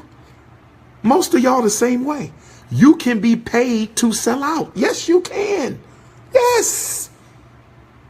Jesse Jackson and Al Sharpton 30 years ago was talking like me 30 years ago. Look at them now. They have been compromised by cash. Compromised by cash. Sold out to success. Tim Wise is a white supremacist and an opportunist like all white people. Next question. But anyway, and there's no disrespect to him, but he's a white man. All white people are racist, okay? Because y'all got this thing where when white people speak out against racism, that means they're not racist. Since when? Since when? If a rapist speaks out against rape, does that mean that he won't rape? If a child molester speaks out against child molestation, does that mean he won't molest? If a thief speaks out against theft, does that mean he won't steal? Doesn't the United States government speak out against terrorism every day and practices more terrorism than any nation on earth? Doesn't the United States government speak out against terrorism every single day and practice more terrorism than any nation on earth? Facts. Facts. Take a knee. And you know what's so sad? If you can't even take a knee for your people, if you can't even take a knee, nobody asked you to march. Nobody asked you to boycott. Nobody asked you to divest. Nobody asked you to protest. Nobody asked you to fight the police. Nobody asked you to stand off against the Klan. Nobody asked you to do nothing but take a knee. And if you can't take a knee, Lord have mercy. If you can't take a knee, then we know damn sure you ain't going to do nothing else for black folks. And you know what's sad? Our athletes and entertainers will watch this because they're going to watch it. And I want them to. They're going to watch this and get upset at me. But they will not get upset at those NFL owners for trying to stop our brothers from expressing themselves. They will not get upset at the police for killing our people blind in the streets. They will not get upset at mass incarceration. They will not get upset at unemployment. They will not get upset at miseducation. They will not get upset at systematic discrimination, but they will get mad at me for telling them that their behavior was unbecoming of a man who considers himself to be black. I'm just giving it to y'all real. And I hope those brothers recognize the wrong that they have done, because what y'all done is you have given approval for the continued genocide. Oh yes, Jalen, yes Dion, yes Shaq, Mike, you are with us or you are against us. Your words have power because you are in a prominent position. Unfortunately, we are the only people who athletes and entertainers are our spokespersons. Unfortunately, we are the only people in the world whose athletes and entertainers are our spokespersons. It's ridiculous that people paid by white folks are actually the spokespersons for the underclass. I don't get that.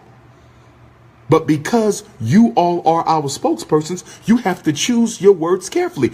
Here's the only request that I have for y'all. Here's the only request I have for y'all. If you cannot support the struggle, keep your mouth shut. That's all. I'm not going to force you to speak up for black folks. If it ain't in you already, it ain't going to be. You Negroes are in your 40s, okay? If you ain't been speaking up for black folks, you ain't going to start speaking up for them now. I can't change you. Frederick Douglass said it best. It's better to raise strong children than to repair broken men.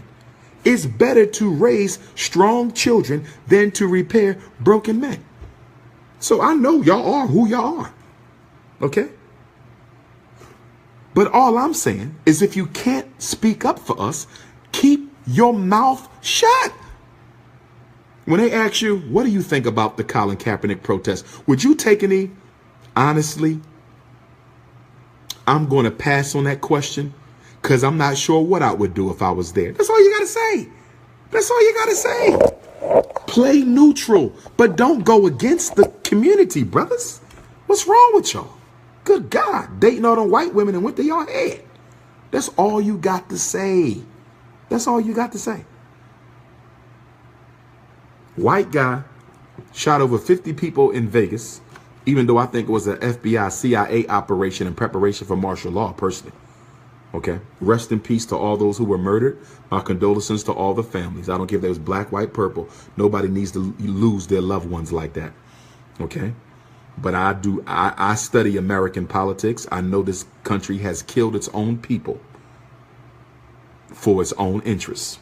I know they let Pearl Harbor happen. I know that. Okay. 9/11. We know the situation with that.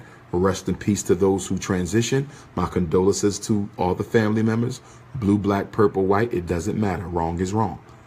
I know this country will kill its own people to achieve its goals.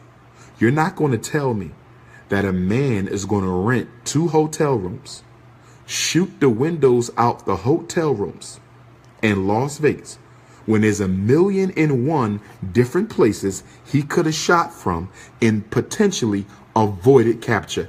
I'm not buying that. I'm going to go into the hotel, shoot the windows out so everybody can see it's me, and then start. No. You can fool some of the people some of the time, but you can't fool all the people all the time.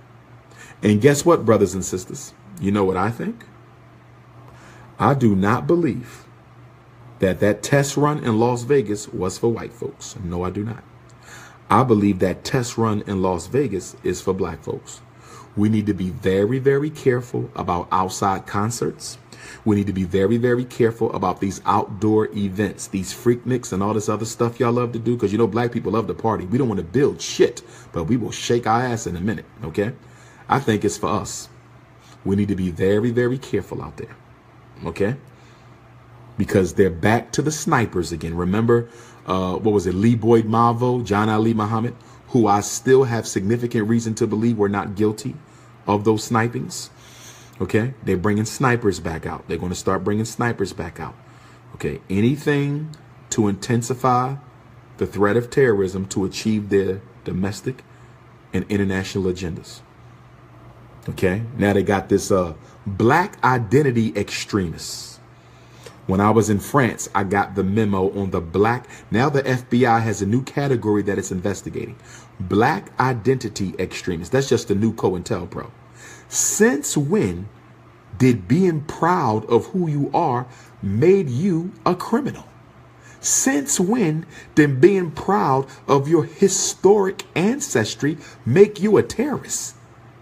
Can a Jew be a terrorist because they're proud to be Jew? Can a Chinese be a terrorist because they're proud to be Chinese?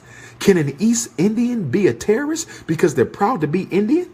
So you mean since black folks ain't supposed to identify with where you stole us from, since black folks are not supposed to identify with where you stole us from, the minute we say we black and proud, we African and proud, now we terrorists? We ain't threatening to blow up nothing. We ain't threatening to hurt nobody.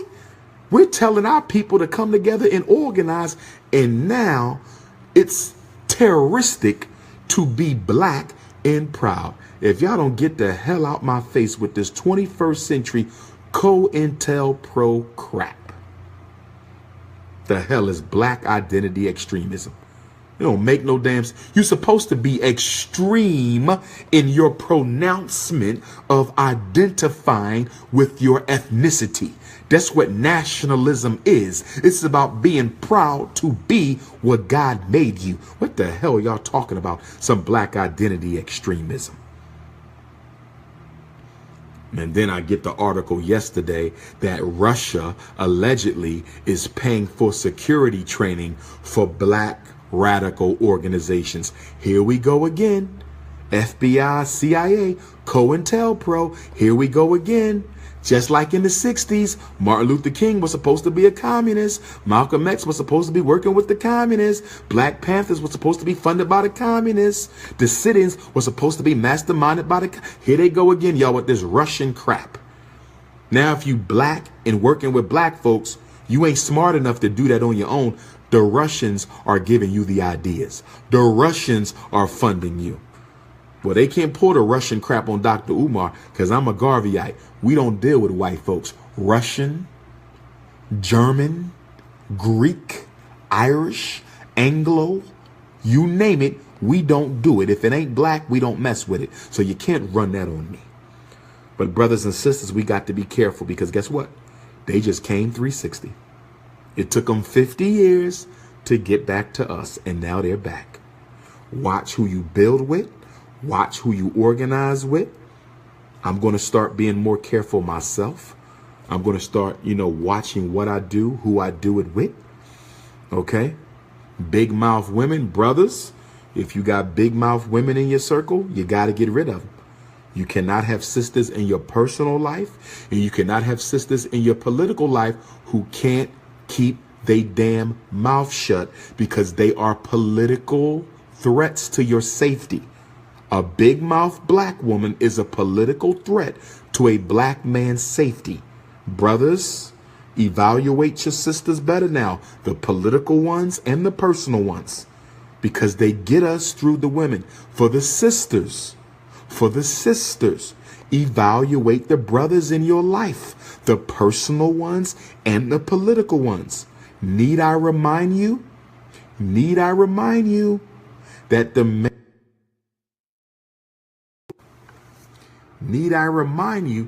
man who hooked Tupac's mother, the late Afeni Shakur, rest in peace to Tupac and his mother, the man who hooked Afeni Shakur on crack was an FBI agent. The man who hooked Afeni Shakur on crack was an FBI agent. Black women, choose your mates well. This is not the time to be thirsty. You cannot be political and be thirsty. Brothers, you cannot be political and be thirsty. They're going to come at us with character. Please stop calling my phone when I'm going live, or I'm going to block you from ever calling me again. It's disrespectful. Don't call my phone when I'm going live. Okay? Brothers and sisters, now is the time.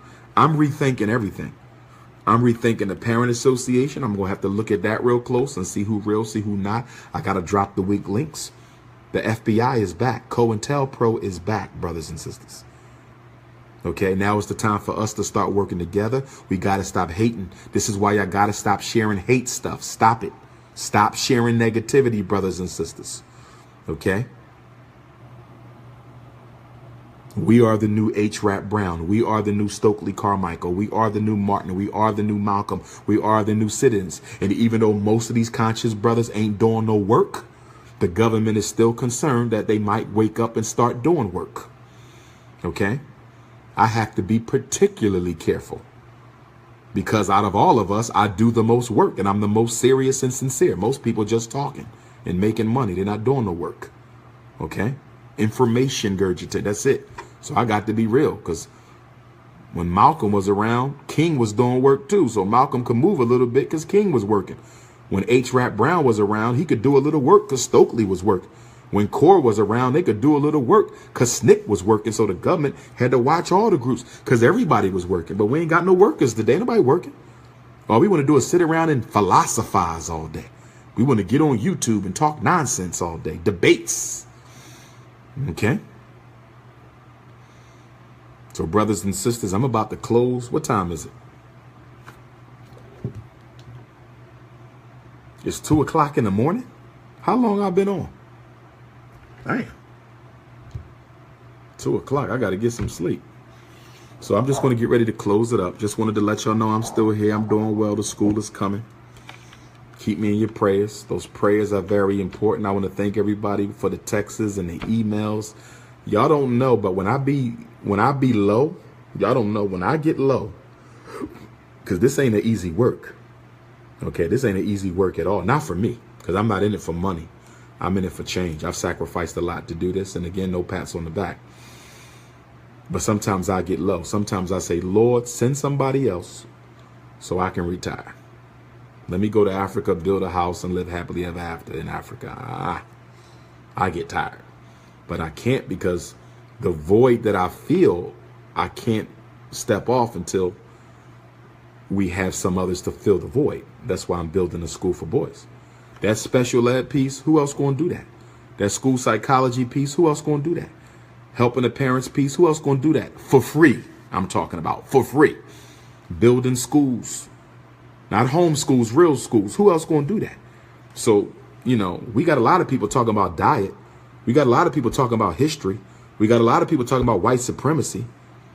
We got a lot of people talking about politics. We got a lot of people talking about economics. But who talking about this?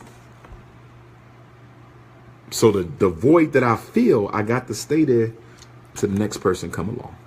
And I'm going to groom them. And I ain't got no problem sitting down when my time comes. You ain't going to see me up there acting like I'm still the chief at 55 years old. My nephew should have it by then, or another brother should have it by then. I'm not going to have no problem accepting my elderhood when that time comes.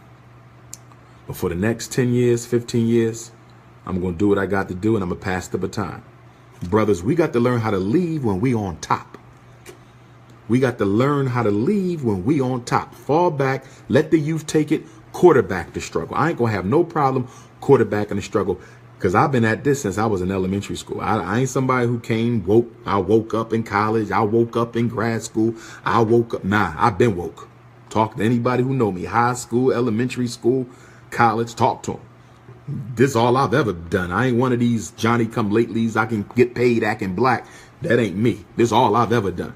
Degrees ain't changed me. Nothing changed me. I'm the real deal. Okay? That's why some of them hate so much, because I'm so real, I got to be fake. I'm so real, ain't no way no Negro with no 6 degrees who can make all this money, all he got to do is label kids, gonna be fighting for us. I don't buy it. That's what y'all saying. You don't buy it, do you? And you know what? I don't have to argue it. because the truth will show itself. The truth cannot be hidden. If I'm stealing the money, you will know. If I'm not building no school, you will know. But brothers and sisters, as I wrap up, because I got to get some sleep, I just want to say thank you for the love. Thank you for the support. Thank you for the donations. Keep them coming. Okay, Team Pan African running a little late on them donations. Don't cancel them checks. Don't cancel them money orders. They're going to get put in there. We working. We working. Cleveland, I got some schools to look at tomorrow. Columbus, Saturday, I'm here. I am in Ohio. Can't wait to see everybody. Dr. Umar Johnson speaks in Columbus. First AME Zion Church, day after tomorrow, Saturday, October the 21st. Doors open up at 2, lecture at 4, book signing at 7. I got some nice unapologetically African t-shirts with the hashtag Dr. Umar Johnson in gold. Shout out to the brother in Trenton. He did a good job with them t-shirts. I'm going to order some more from him. I got the FDMG pillows. We only brought 8, so make sure you buy your FDMG pillow. You know what I mean? Make sure you print out your receipt.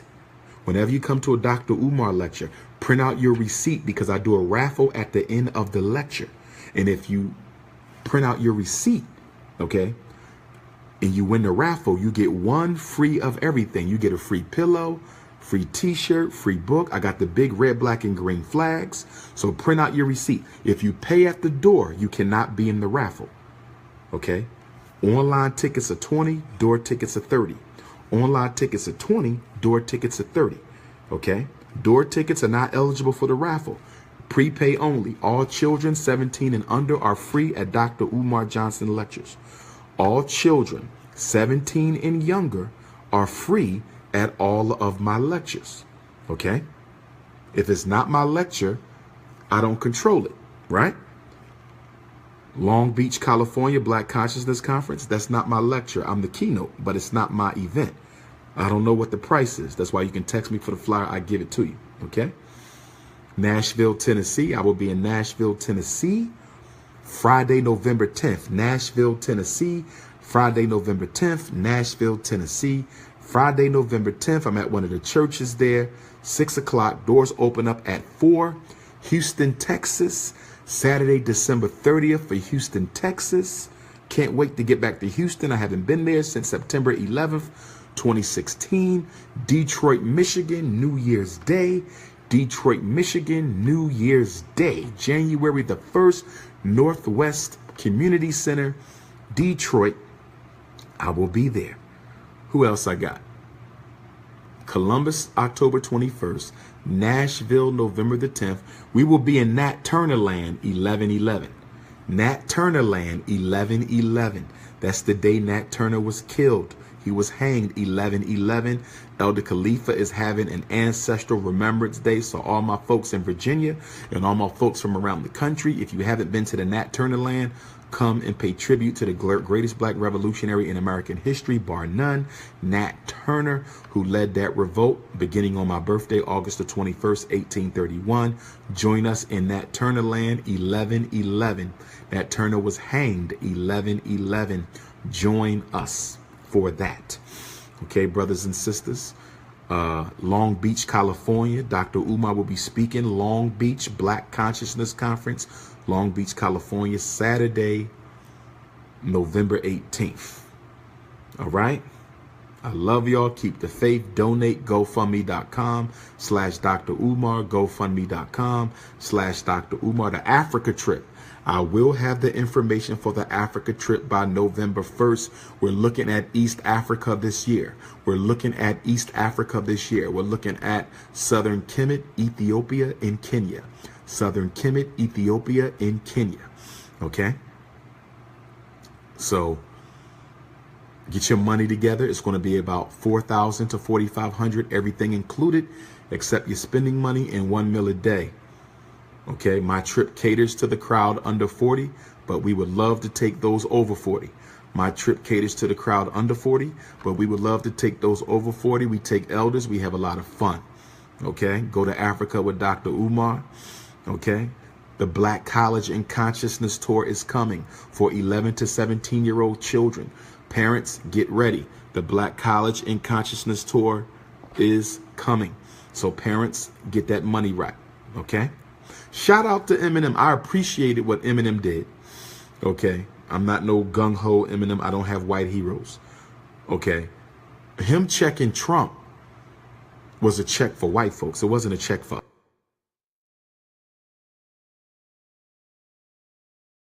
Doing all right. There we go. So Eminem, you know, unapologetically checked Trump, but he didn't do that for us. He did that for his people, because Donald Trump is screwing over the poor whites. He ain't did that for us. But why hasn't a black artist, a major black artist, checked Trump the way Eminem did? You see? That's the question we need to be asking ourselves. Why didn't a black artist check Trump the way Eminem did? Compare what Eminem did to Trump to all these cowardly black athletes and entertainers who can't even take a knee. Eminem took 50 knees in that freestyle against Trump. Compare Eminem's behavior to Ray Lewis. Compare Eminem's comments to a Jalen Rose, Shaquille O'Neal, Michael Vick, and the Stephen A. Smith. Look at that. Look at that. Eminem can go all out. Boom. But the black athletes and entertainers, oh, we shouldn't have done that. Not us. Not us. Okay? So brothers and sisters, donate, GoFundMe.com/Dr.Umar. Mail your donations, FDMG Academy, P.O. Box 6872, Philadelphia, PA 19132.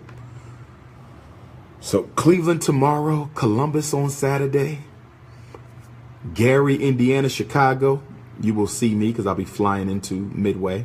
Go get me some of that Yassa Senegalese. Yassa, can't wait to get back that Yassa fish. Chi-Town.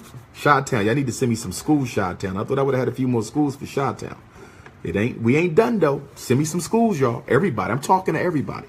Everybody, send me some schools. West Coast too, hell. You tell me we got a school in Oakland. They only want 400 grand. Guess what? We might got to put FDMG Oakland. I might got to go West Coast. Get my Tupac on. You feel me? So let me know what's good. Let me know what's good. All right. So peace and love, black family. The Prince of Pan-Africanism. Y'all have a good night.